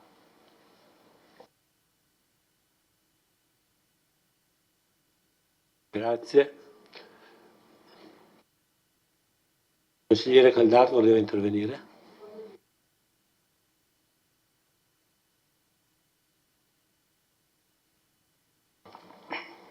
Sì, grazie. Allora, intervengo per la questione dei 10.000 euro del Fadalto. Cioè, il fatto che noi abbiamo pensato a questa soluzione, perché intanto era da anni che ai cittadini del Fadalto non si dava una risposta per questi disagi che hanno continuato ad avere dovuti a queste frane e all'interruzione della statale. Quindi noi abbiamo pensato a cosa fare, ma non l'abbiamo pensato così, nel senso abbiamo detto vabbè, abbiamo verificato anche in altri comuni nel resto d'Italia, in Regione Veneto ma anche in altre regioni, se sono stati fatti questi tipi di intervento, no?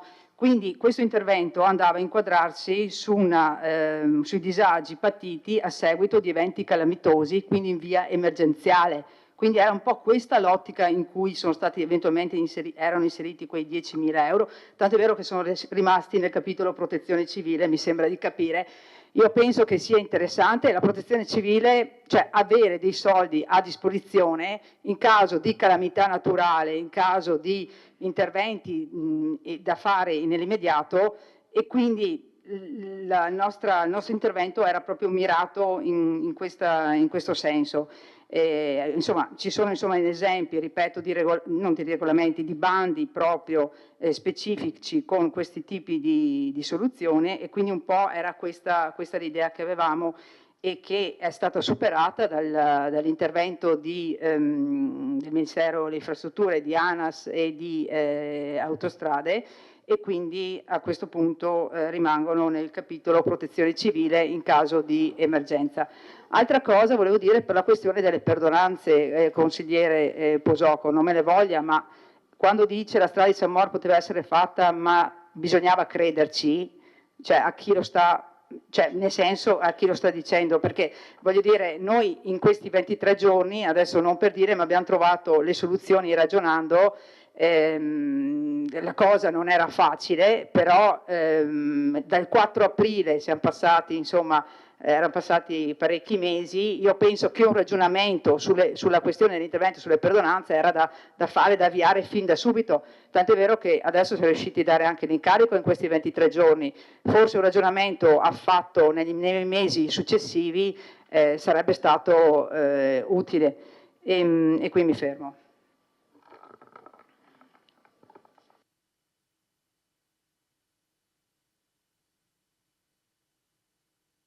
Posocco.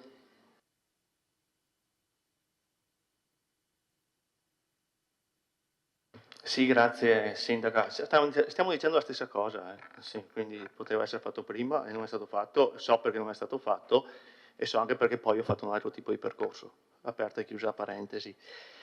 I miei vogliono essere assessore dei consigli, perché ho fatto un'esperienza e mi metto a dare dei consigli, perché altrimenti starei zitto, aspetto che sbagli e poi prendo altre strade.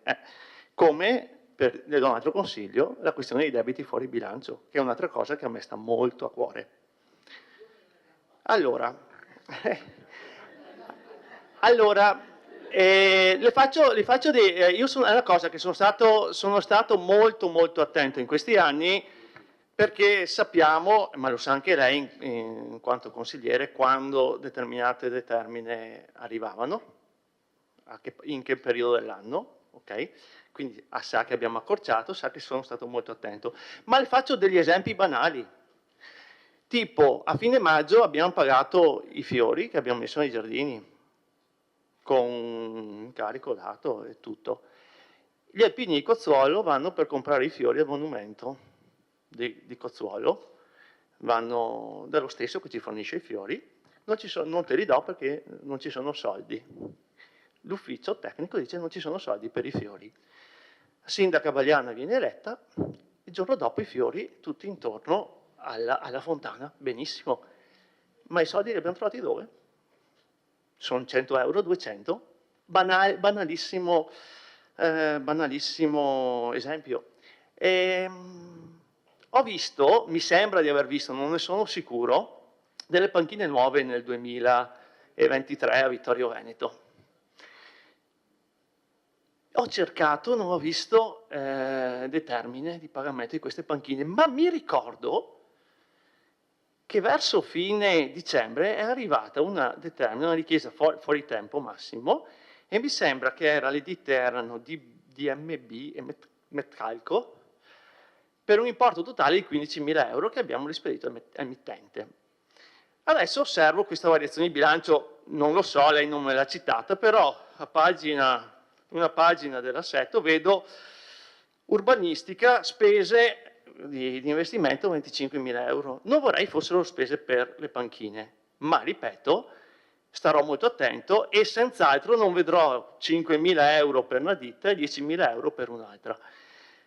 Poi come determina di acquisto. Quindi sa che io sarò molto attento su questo, perché ripeto, anche se sono un agente di commercio, un assicuratore, un po' di esperienza l'ho fatta.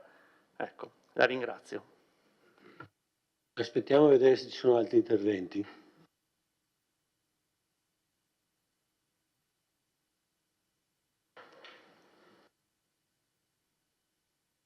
Consigliere Cornelos, è indubbio, tante cose lei ha detto che sono in dubbio. Una cosa è indubbio, che il concorso dei vigili che avevo attivato è stato bloccato.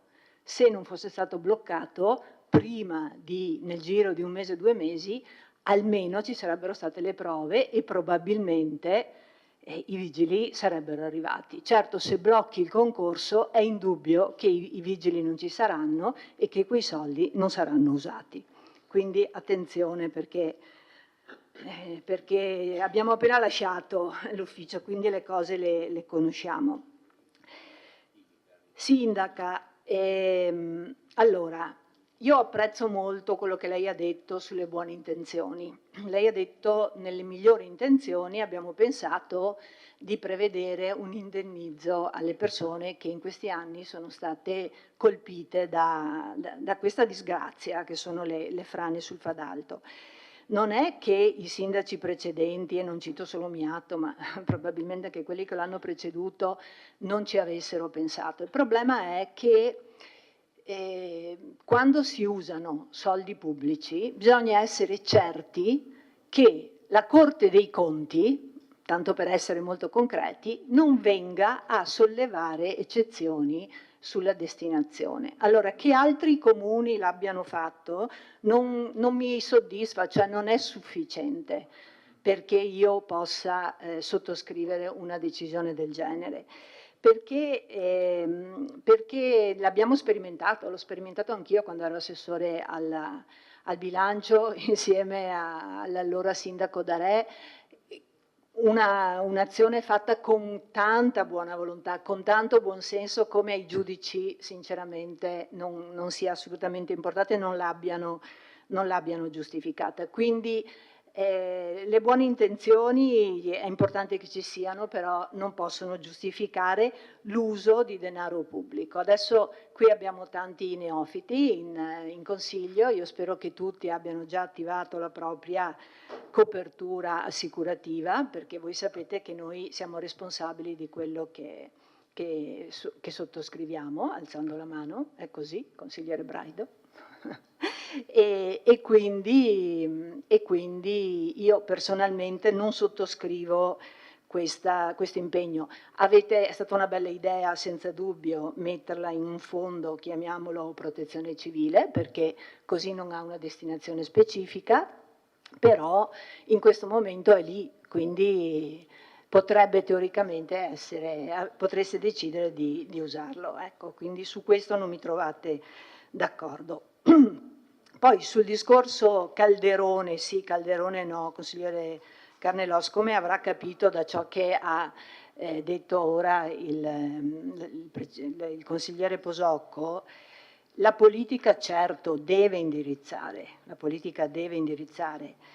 e magari non siamo stati tutti capaci di indirizzare nel modo giusto, corretto e tempestivamente, però è necessario anche che la macchina comunale accetti di essere indirizzata e soprattutto superi un certo modo di agire che era normale nel passato, ma che con tutte le riforme che hanno interessato il settore pubblico, l'amministrazione, la gestione dei bilanci dei comuni e non solo dei comuni, hanno imposto nuove modalità operative.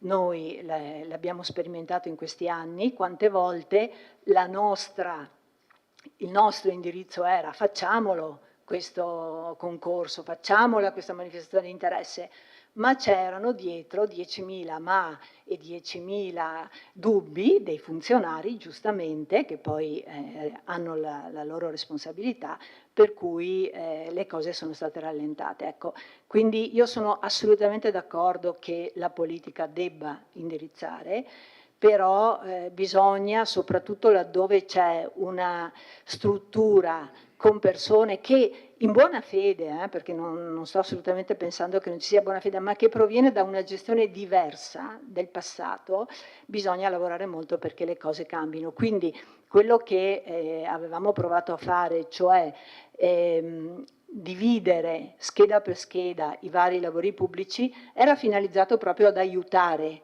la macchina a funzionare, e ad evitare che succedessero cose come queste, che speriamo non siano successe, delle panchine. Quindi a dare chiarezza, indirizzo, ma anche chiarezza e trasparenza, perché noi dobbiamo essere trasparenti prima di tutto nei confronti dei cittadini e poi nei confronti di tutti noi. Grazie. Grazie consigliere Caldarto, do la parola al consigliere Tonon.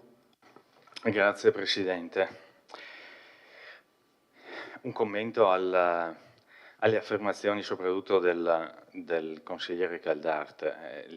Le cose vanno bene, il bilancio è in equilibrio, ci mancherebbe. Con l'IMU ai massimi e con l'addizionale IRPEF aumentata anche quest'anno ci mancherebbe che non fosse in equilibrio il bilancio.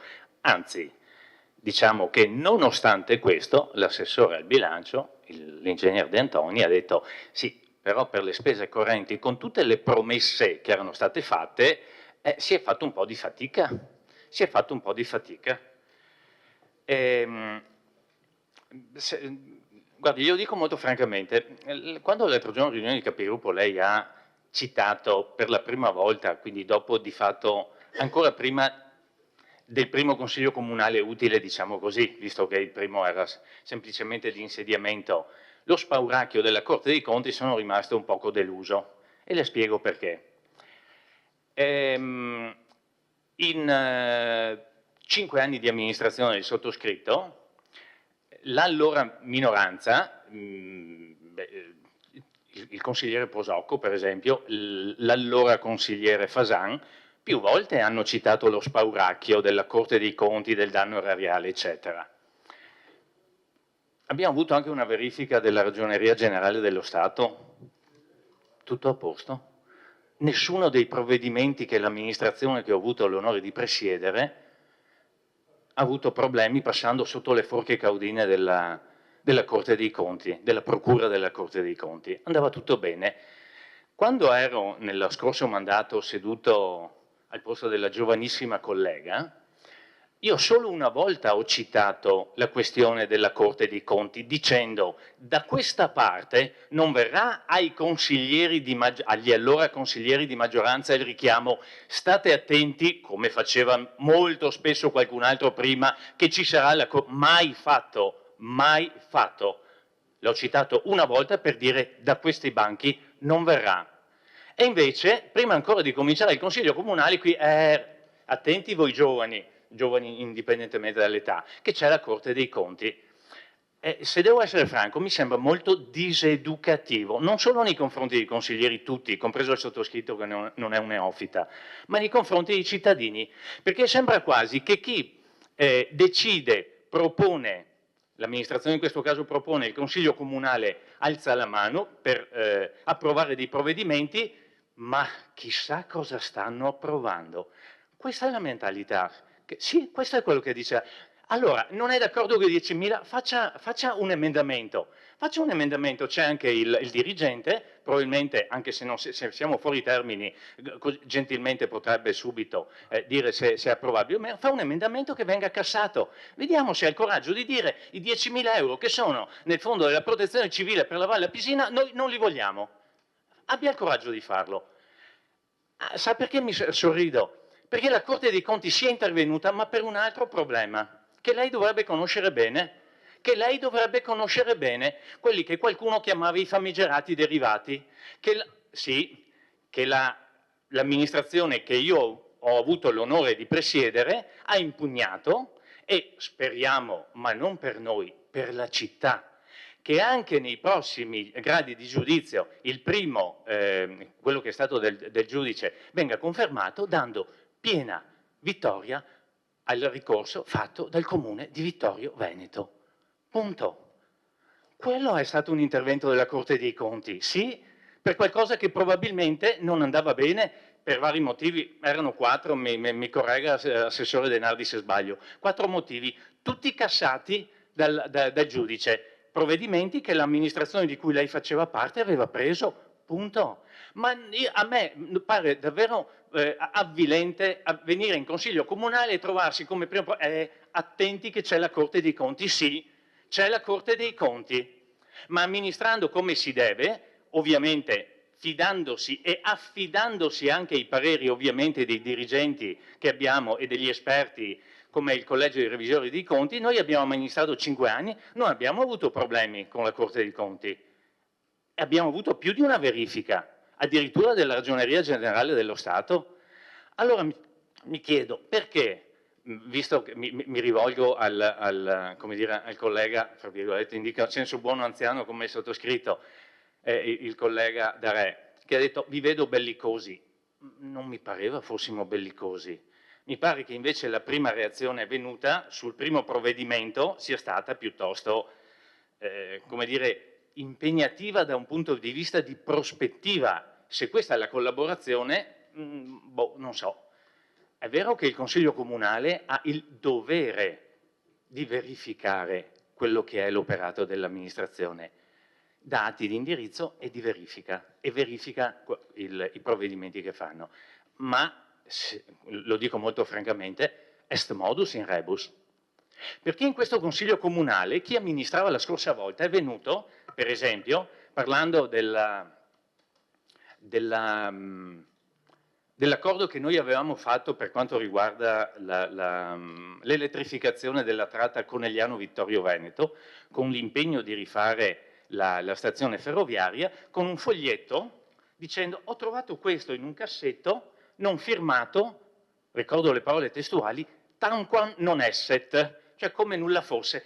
Peccato che quello che ha trovato fosse solo, lo metto fra virgolette ovviamente, un provvedimento firmato sia dall'amministrazione che da RFI e fosse allegato a una delibera pubblicata, tanquam non esset.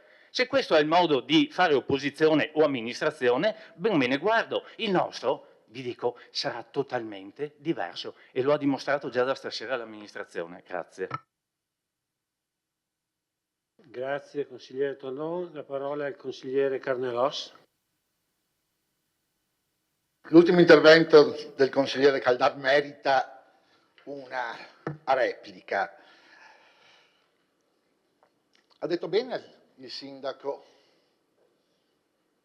che abbiamo buone intenzioni, ma oltre alle buone intenzioni abbiamo anche la capacità di risolvere i problemi, perché vede, è stato provvidenziale innanzitutto aver pensato a una somma che è indubbio che sarebbe stata erogata coi crismi della legalità.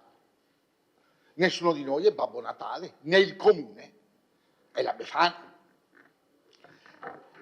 Il problema è che le intenzioni diventano realtà quando vi è una collaborazione fra i cosiddetti politici e la struttura amministrativa. Ovviamente io non c'ero nei precedenti 5 anni, ma dalle sue affermazioni ho notato, come si può dire, certamente un clima non idilliaco e anzi non credo anche sia inelegante.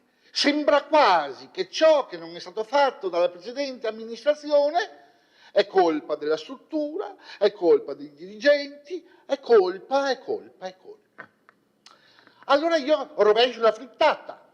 Le dico che le cose si fanno quando vi è collaborazione, quando, come si può dire, si ha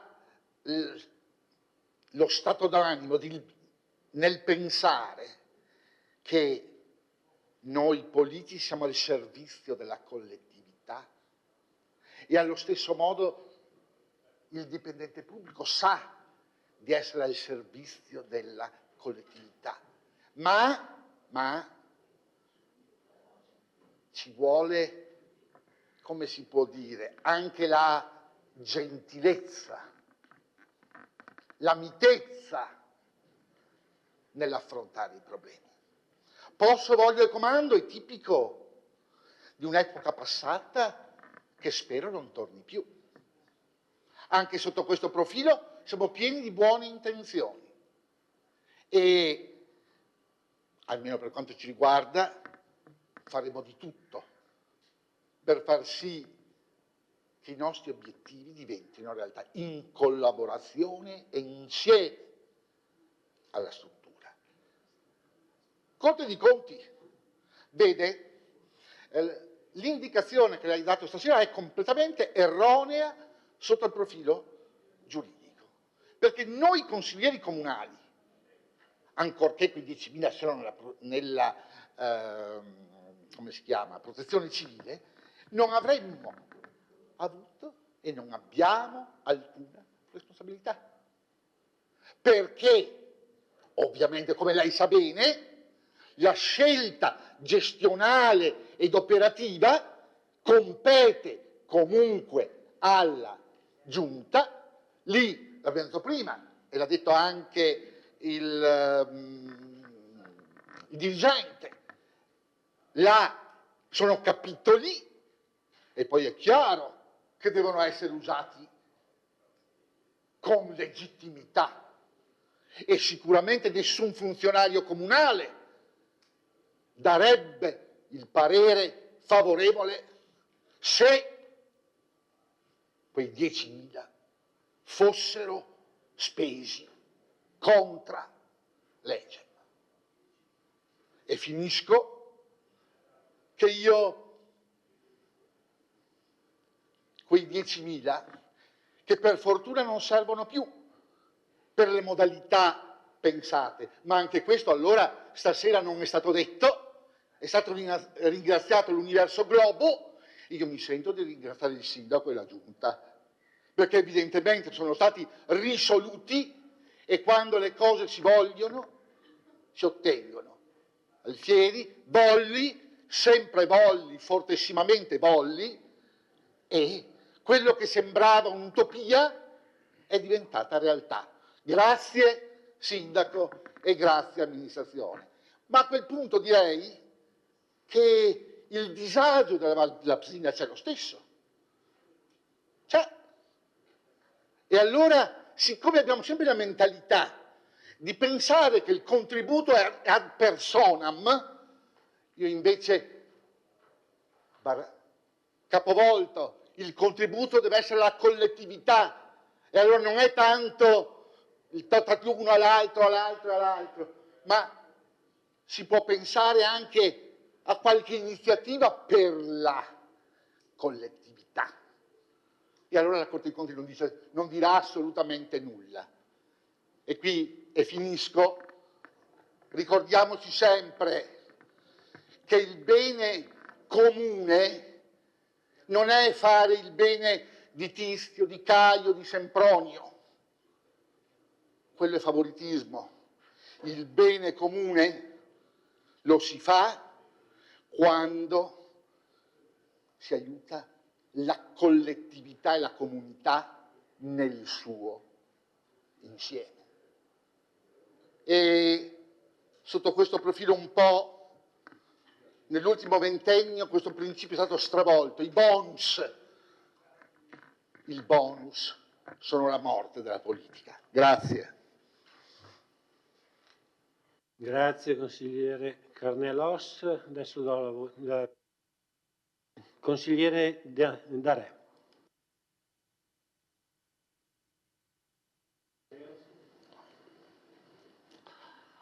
Beh, io non entro nel merito della collega che cita la Corte dei Conti.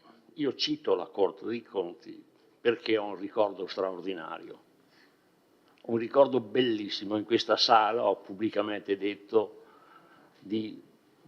ho espresso il mio disprezzo per la Corte dei Conti di Venezia, che mi ricordo su un'illusione del patto di stabilità presunta dell'allora sindaco Scottà, vengo convocato dalla Corte dei Conti di Venezia,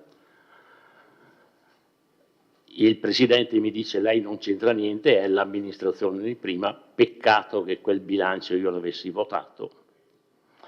L'espressione diciamo di ingiustizia o di errore della Corte dei Conti veniva fatta dai revisori.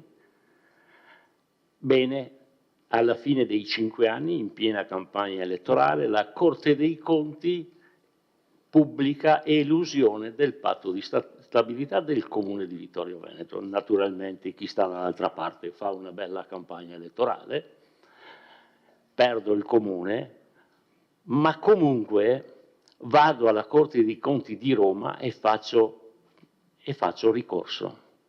Vinco nella Corte dei Conti di Roma grazie all'avvocato Massimo Malvestio, dove la Corte dei Conti di Venezia, l'organo periferico, viene smentito dall'organo centrale.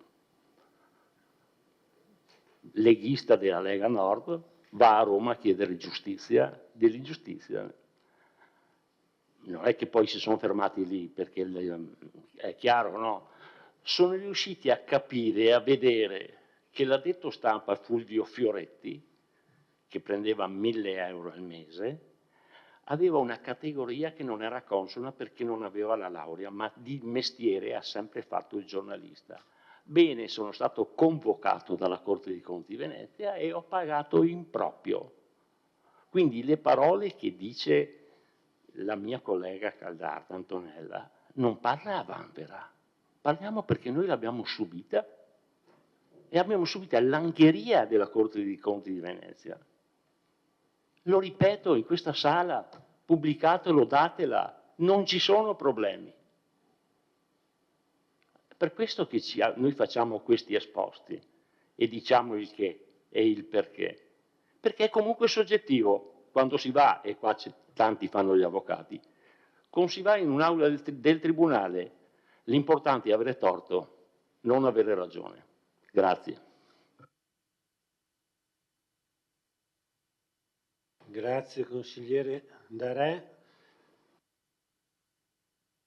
Interviene l'assessore De Antoni, prego.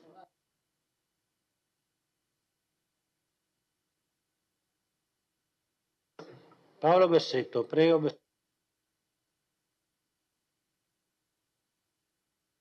Ecco, grazie.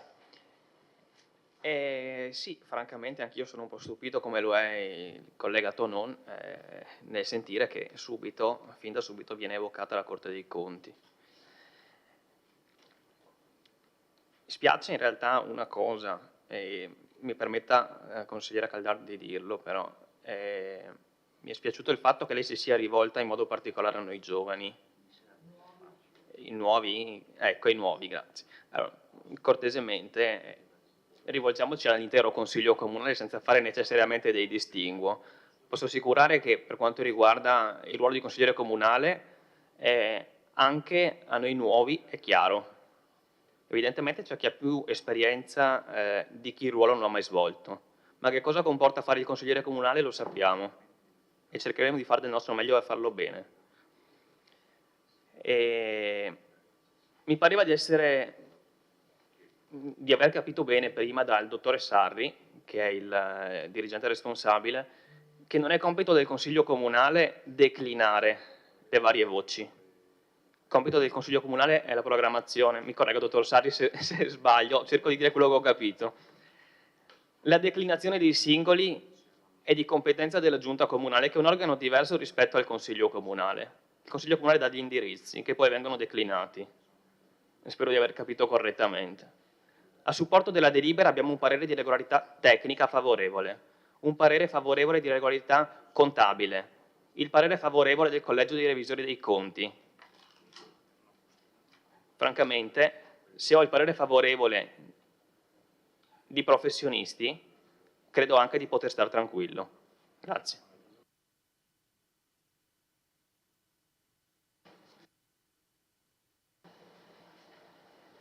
Prego, assessore De Antoni.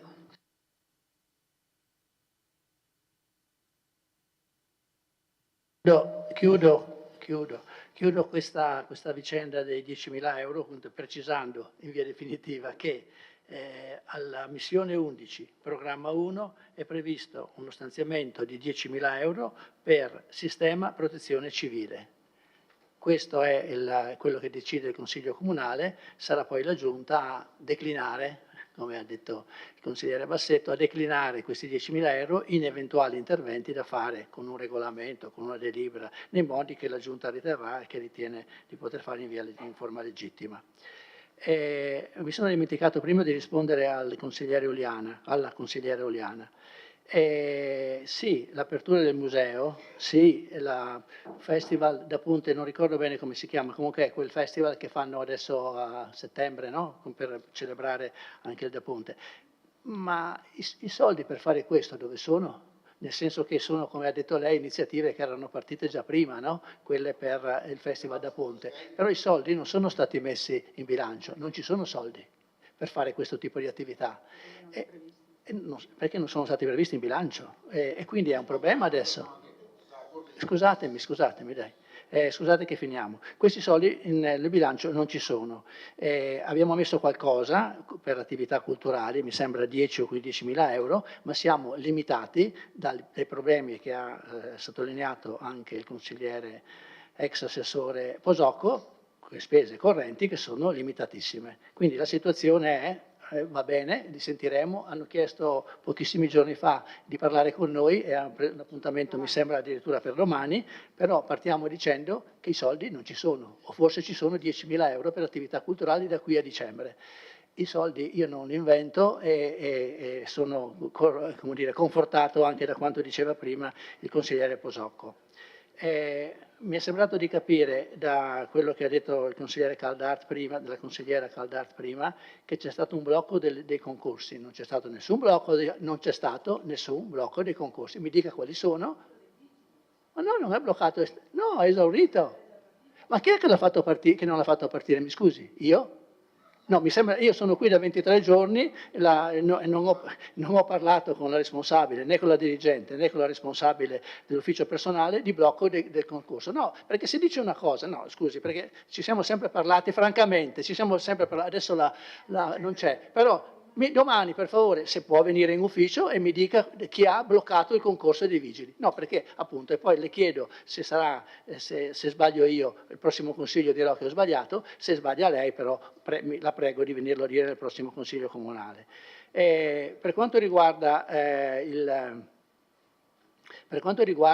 quanto diceva l'assessore Posocco, che starà molto, consigliere, assessore, vabbè, dai, ex assessore Posocco, ora consigliere, che starà molto attento, come cerchiamo di stare anche noi, molto attenti.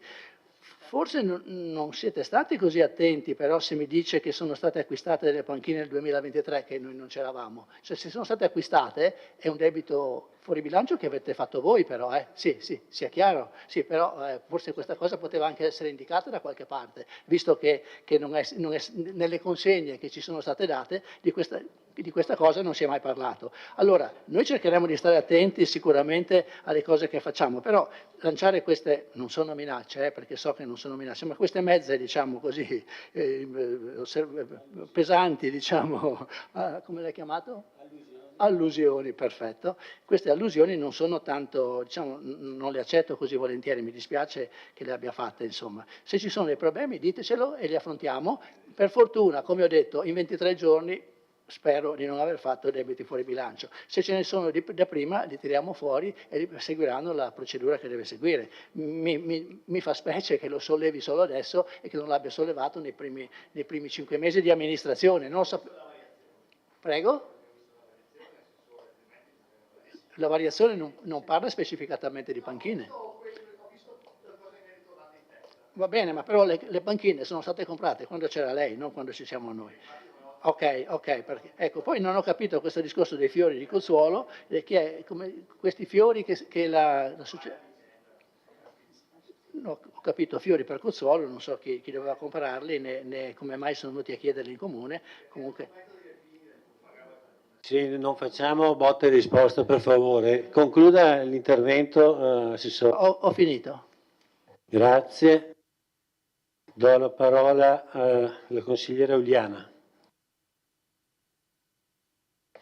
Grazie, solo per chiarezza. È evidente che i soldi per l'apertura dei musei in quell'orario non c'erano, perché abbiamo sempre creduto che questo non fosse una cosa da fare. Quindi noi, era da parte vostra che arrivava la sollecitazione continua e ripetuta, ripeto, in particolare dall'allora consigliere De Bastiani ad aprire musei con tanto di fotografie più o meno realistiche di turisti fermi davanti al Museo del Cenedese che guardavano all'interno desiderosi di entrare con le porte chiuse. Allora, se questo voi ritenete sia un problema, e sia un problema legato particolarmente al periodo estivo, questo è quello che veniva evidenziato, ora siamo in estate, siete voi ad amministrare e siete voi che dovete andare a reperire i fondi per poter aprire di più i musei. Questa è la prima cosa. La seconda cosa, lei mi chiede i soldi per il Festival da Pontiano. Evidentemente non sa di che cosa stiamo parlando e mi dispiace che non sia qui presente questa sera, visto che si sarebbe dovuto insediare questa sera il nuovo assessore alla cultura, che spero si prenderà carico del problema e vedrà e cercherà di risolverlo. Non c'è bisogno di soldi per quel festival, perché è un festival che si autofinanzia.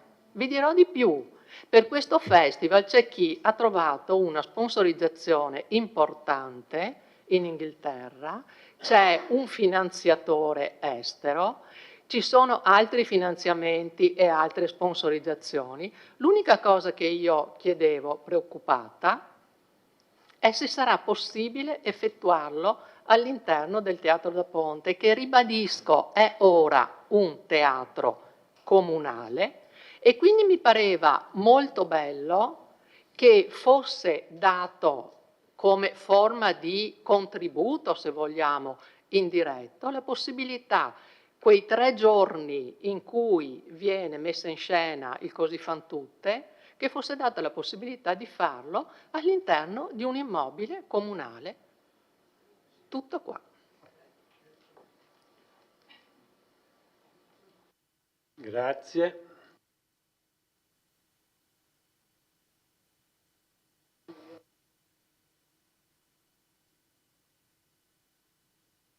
No, vabbè dai, se continuiamo a passare. No, è meglio per chiarezza. Scusi Presidente, però siccome ritornano sullo stesso tema, allora anch'io sono tenuto a rispondere, perché sennò... Cioè, i musei d'estate, secondo noi, dovrebbero essere aperti. Quest'anno non riusciamo a aprirli perché non ci sono i soldi, non sono stati stanziati i soldi nel bilancio per tenerli aperti quest'estate. Questo è il primo punto. Il prossimo anno vedrà che riusciremo a tenerli aperti. Secondo punto, non chiedono contributi. Non so se non chiedono contributi, comunque verranno domani a chiedere, perché si sono fatti vivi poco meno di 5 giorni fa. Per quanto riguarda il Teatro da Ponte, nel bilancio di quest'anno c'erano le risorse per la gestione tecnica del teatro fino al 30 giugno 2024.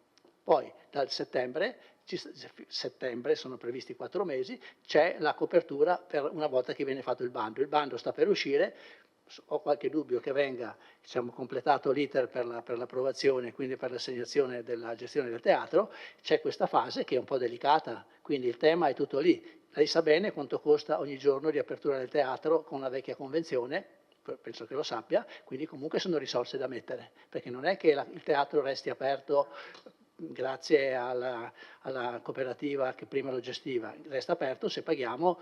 Per i primi 6 mesi sono stati spesi 28.600 euro circa, quindi 6 per circa 5.000 euro al mese solo per le spese di gestione tecnica, oltre a tutte le altre spese. Quindi un'idea deve farsela, sì, se l'è fatta anche lei sicuramente, perché tutte queste cose poi alla fine costano. Quindi adesso domani sentiremo cosa hanno da dirci, che cosa chiedono esattamente, e in relazione a questo troveremo una soluzione. Beh, insomma, siamo certi che sia una manifestazione importante. Finora non si sono fatti vivi, adesso tanto bene, siamo riusciti a parlare con loro e vediamo se si può trovare una soluzione.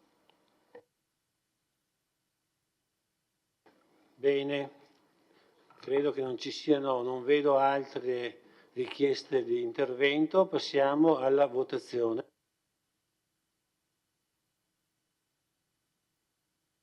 Prego, dichiarazione di voto.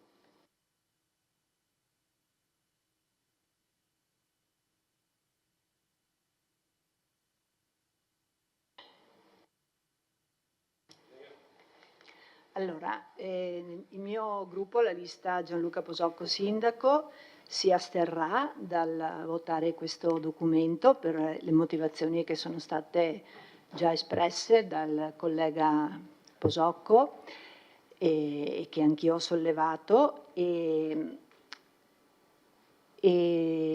chiudo qui perché ovviamente chiederei al Presidente, avrei delle cose da dire, avrei delle cose da rispondere al consigliere Tonon e anche al consigliere Carnelos, ma nel rispetto delle regole ho fatto 2 interventi e mi taccio, quindi sarebbe interessante che il Presidente facesse rispettare il regolamento anche per quanto riguarda gli interventi degli assessori, perché è chiaro che quando si è là si ha sempre voglia di rispondere, però bisogna darsi delle regole, altrimenti le regole le infrangiamo tutti. Prego? Ah no, scusa. Ecco, quindi noi come gruppo Lista Posocco Sindaco, la persona del centro, ci asteniamo.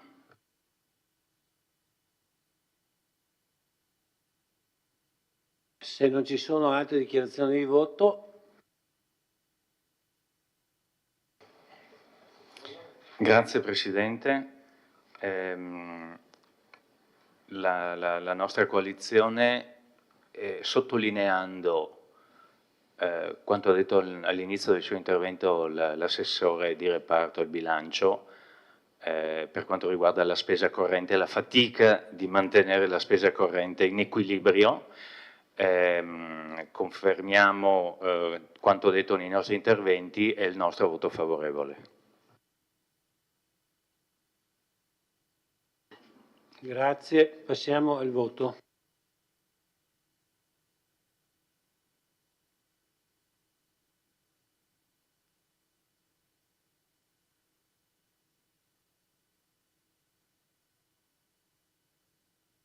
Prego, votate.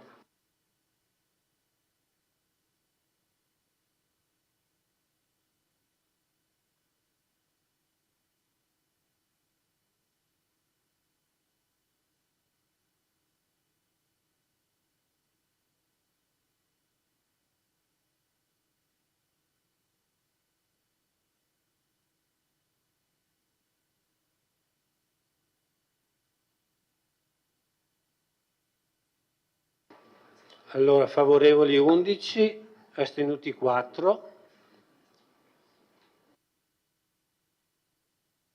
Immediata eseguibilità.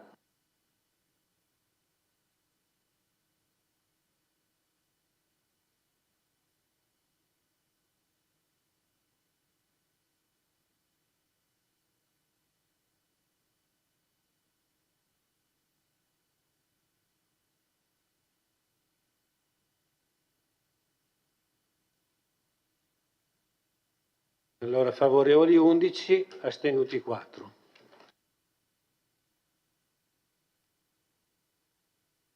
Passiamo al punto 5, nomina componenti delle commissioni consigliari permanenti.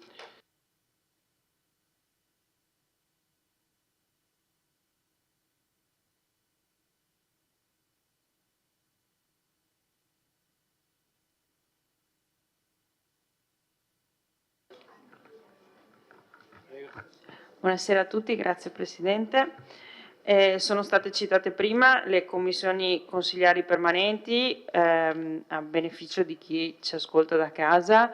Ricordo che il nostro regolamento sull'organizzazione e il funzionamento del Consiglio Comunale e le commissioni consigliari prevede la presenza di 3 commissioni. La prima, affari istituzionali, attività culturali, turistiche, sportive e informatizzazione. La seconda, territorio, sviluppo economico e polizia urbana, e la terza, finanze, patrimonio e società partecipate.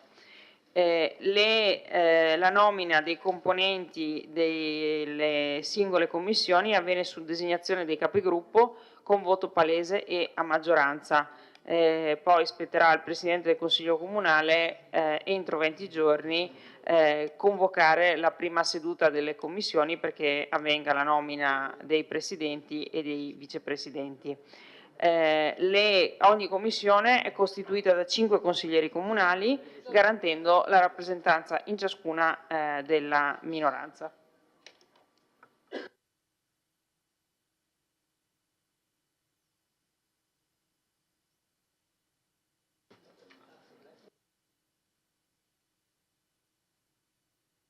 Sì, adesso i capigruppo devono indicare i componenti, 3 per la maggioranza e 2 per la minoranza.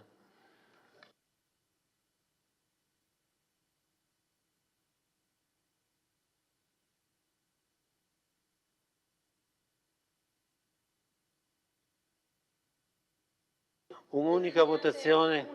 Sì.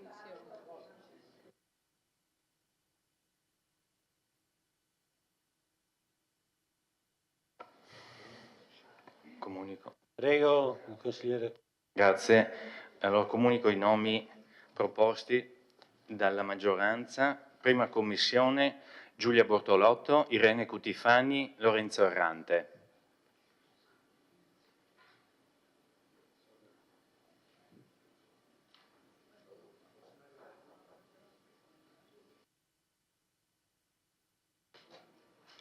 Prego, Caldart. Sì, per la minoranza noi proponiamo Antonella Uliana e Thomas Toffoli.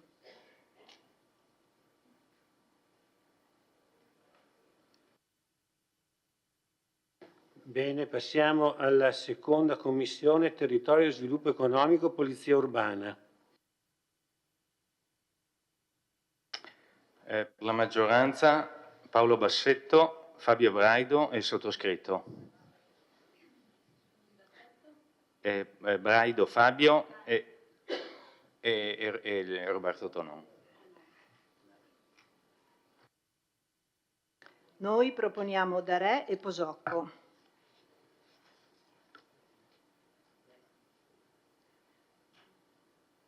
Grazie.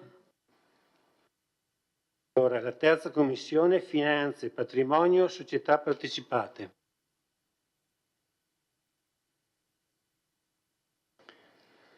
Per la maggioranza Paolo Bassetto, Graziano Carnelos e Lorenzo Errante.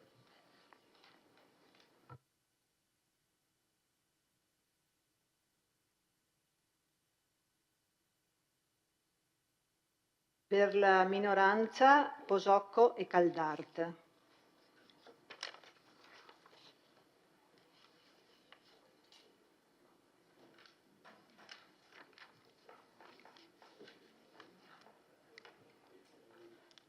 Allora, dare atto che spetta al Presidente del Consiglio Comunale provvedere alla prima convocazione di ciascuna commissione per la nomina del Presidente e del Vicepresidente, nel rispetto dei termini di cui in premessa. Quindi votiamo le proposte dei capigruppo.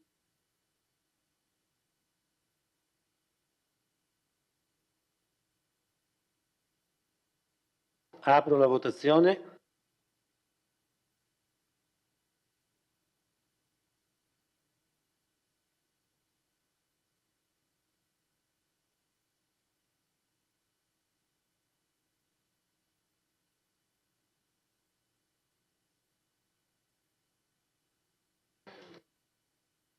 Approvato all'unanimità, grazie.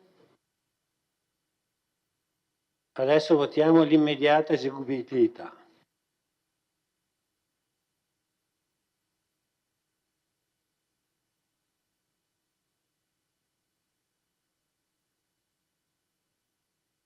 Prego, votate.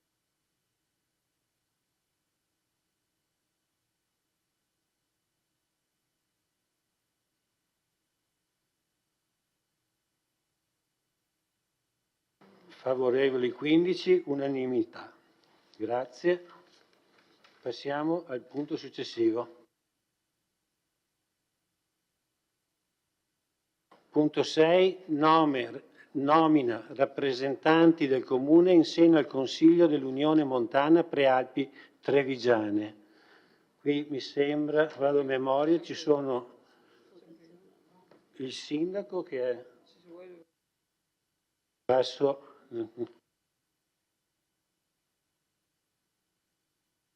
L'articolo 2 della legge regionale che definisce le unioni montane prevede che il Consiglio dell'Unione Montana sia composto dai sindaci dei comuni membri e da 2 consiglieri comunali eletti dai rispettivi consigli comunali, uno dei quali in rappresentanza delle opposizioni. Per cui anche in questo caso vanno indicati. Con votazione segreta, quindi distribuzione delle schede.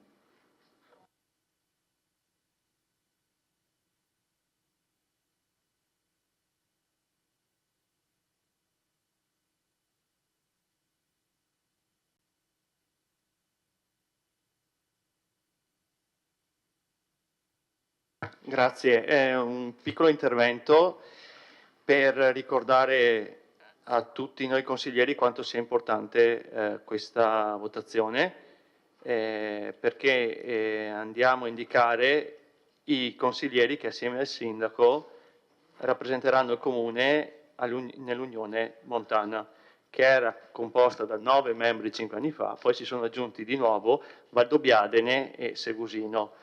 Approfitto per ringraziare la Presidente uscente, Silvia Salezze, che era nel mio gruppo 5 anni fa e proprio in quest'Aula fu indicata dalla maggioranza come rappresentante della maggioranza del Comune di Vittorio Veneto per l'Unione Montana. Dico una cosa, la dico perché magari la penso, ma se l'Unione Montana all'epoca fosse stata sana e in salute, probabilmente Silvia Salezze non sarebbe stata eletta Presidente. E qui chi vuol capire capisce. Invece lei è stata poi eletta Presidente e ha fatto un lavoro eccezionale, coinvolgendo prima i 9 comuni, poi gli 11. Scusate, voto dopo, finito l'intervento. Prima i 9 comuni e ha rilanciato veramente questo ente. Quindi da parte di noi tutti va ringraziato senz'altro il Presidente Salezze e la collaborazione che c'è stata di tutti gli 11 comuni della Pedemontana, perché mi risulta che tutti sono sempre andati d'accordo, seppur appartenenti a parti politiche diverse, hanno tutti collaborato e i risultati poi si sono avuti. Grazie.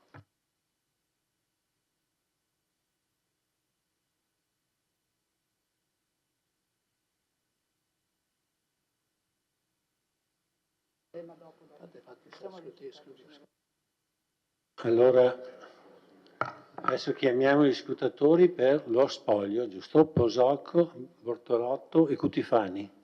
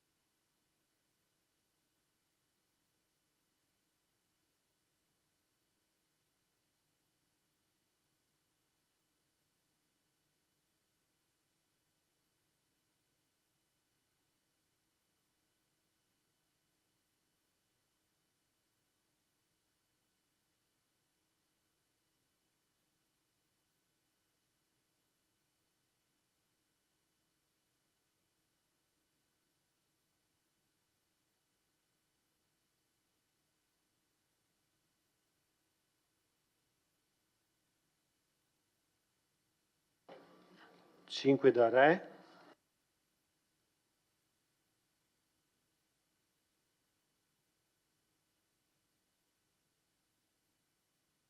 Dieci Carnelos, 15, quindi hanno votato tutti. A posto.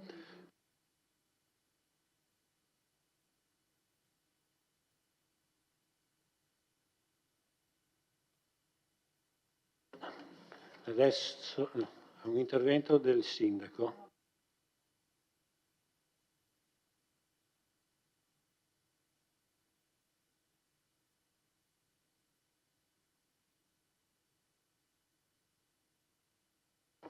Volevo rinnovare i ringraziamenti a Silvia Salezze per la presidenza che ha avuto all'Unione Montana, come avevo già fatto anche precedentemente, e ribadire la questione dell'importanza dell'Unione Montana anche in questo momento di passaggio storico, anche perché mi sembra ci siano anche dei finanziamenti che stanno arrivando dalla Regione Veneto.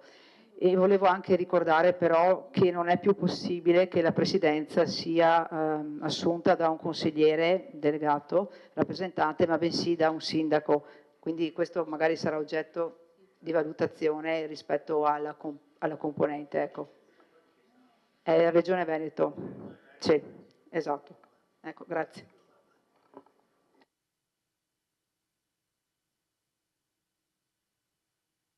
Allora votiamo l'immediata esecutibilità.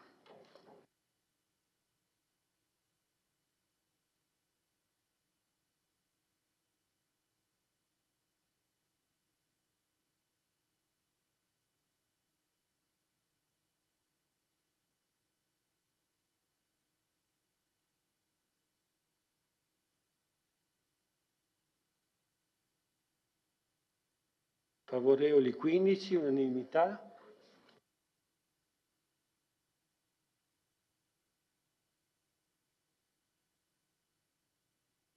Bene, possiamo passare al punto 7, Comitato di gestione dell'asilo nido comunale, elezioni di 3 rappresentanti. Do la parola all'assessore Denardi. Grazie. Anche qui il nostro regolamento prevede l'istituzione del Comitato di gestione dell'asilo nido, in cui il Consiglio Comunale ha la nomina di 3 componenti, 2 da parte della maggioranza e 1 da parte della minoranza. Il Comitato rimane in carica fino alla scadenza del mandato del presente Consiglio Comunale. Altri componenti del Comitato sono 3 rappresentanti dei genitori, un rappresentante del personale educativo e un rappresentante delle formazioni sociali e sindacali del territorio. Anche qui designazione da parte di maggioranza e minoranza.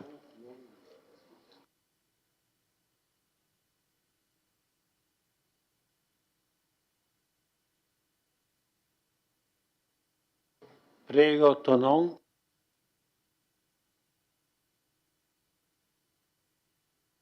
Grazie. I rappresentanti designati dalla maggioranza sono le signore Antonia De Luca e Serena Martini.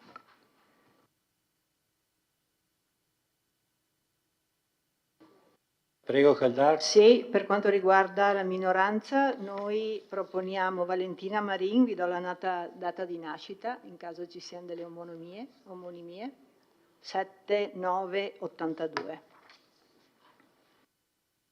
Grazie.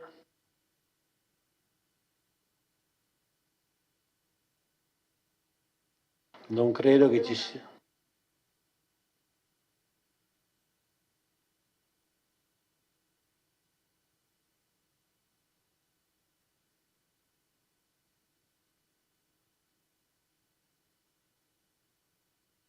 Devi passare il budget per chiudere la presenza. Basta schiacciare. Ascolta Marco dietro.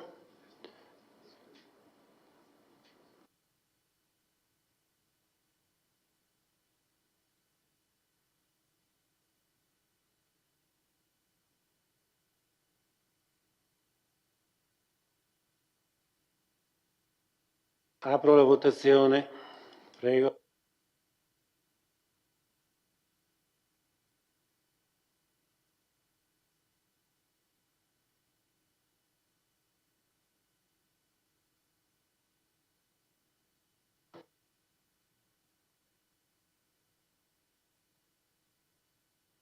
Bene, hanno votato tutti. Favorevoli 14, unanimità. Grazie.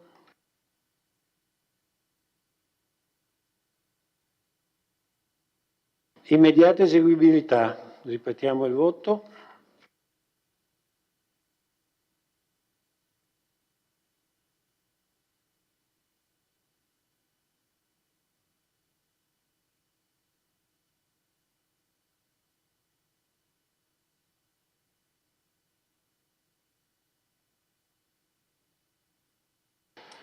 Favorevoli 14, unanimità.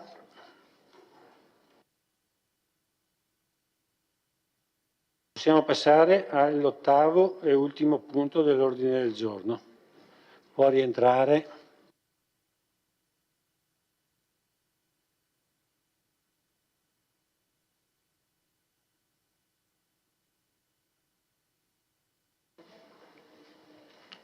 Nomina della Commissione per la formazione degli elenchi dei giudici popolari ai sensi della legge 10 aprile 51 numero 287. Sappiamo che in Italia non esiste la giuria popolare dei pari come succede nei regimi di common law, ma la presenza di giudici non togati è presente nelle corti d'assise e nelle corti d'assise d'appello in sede penale per alcuni tipi di reato. Vi è quindi la necessità di individuare da parte di ogni comune l'elenco dei cittadini che hanno i requisiti per partecipare, per essere inseriti in questi elenchi e quindi poi poter partecipare di questa funzione pubblica. In questo caso i componenti, oltre al sindaco, sono 2 consiglieri, uno di maggioranza e uno di minoranza, presumibilmente, e sono designati con voto a scrutinio segreto, non partecipa il sindaco allo scrutinio.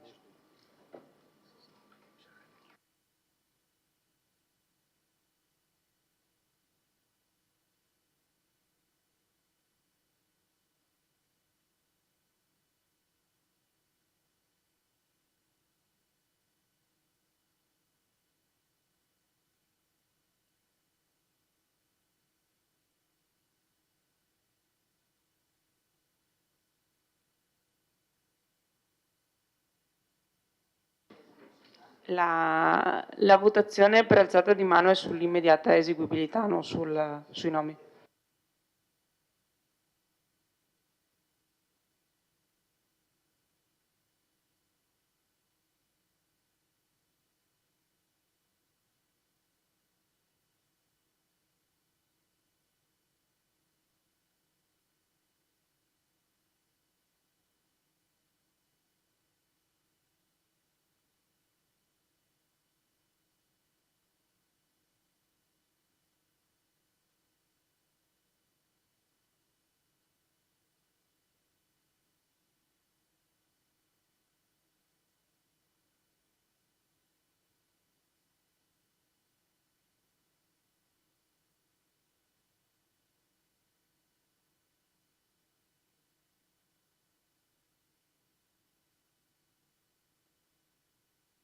Prego, scrutatori.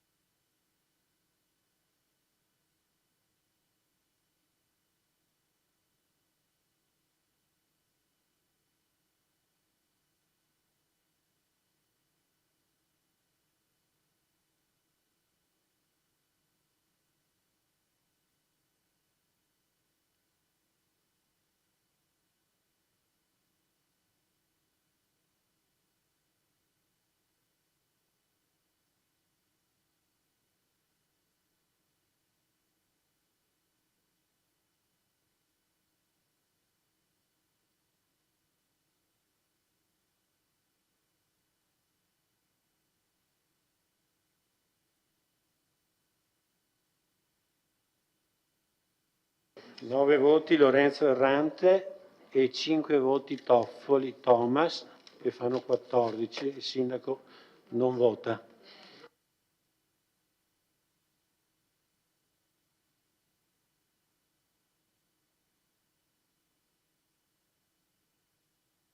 Adesso votiamo l'immediata eseguibilità, però il sindaco deve uscire.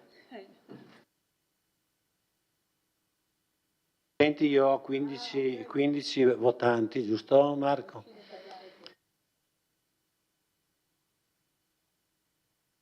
Bene, apro la votazione.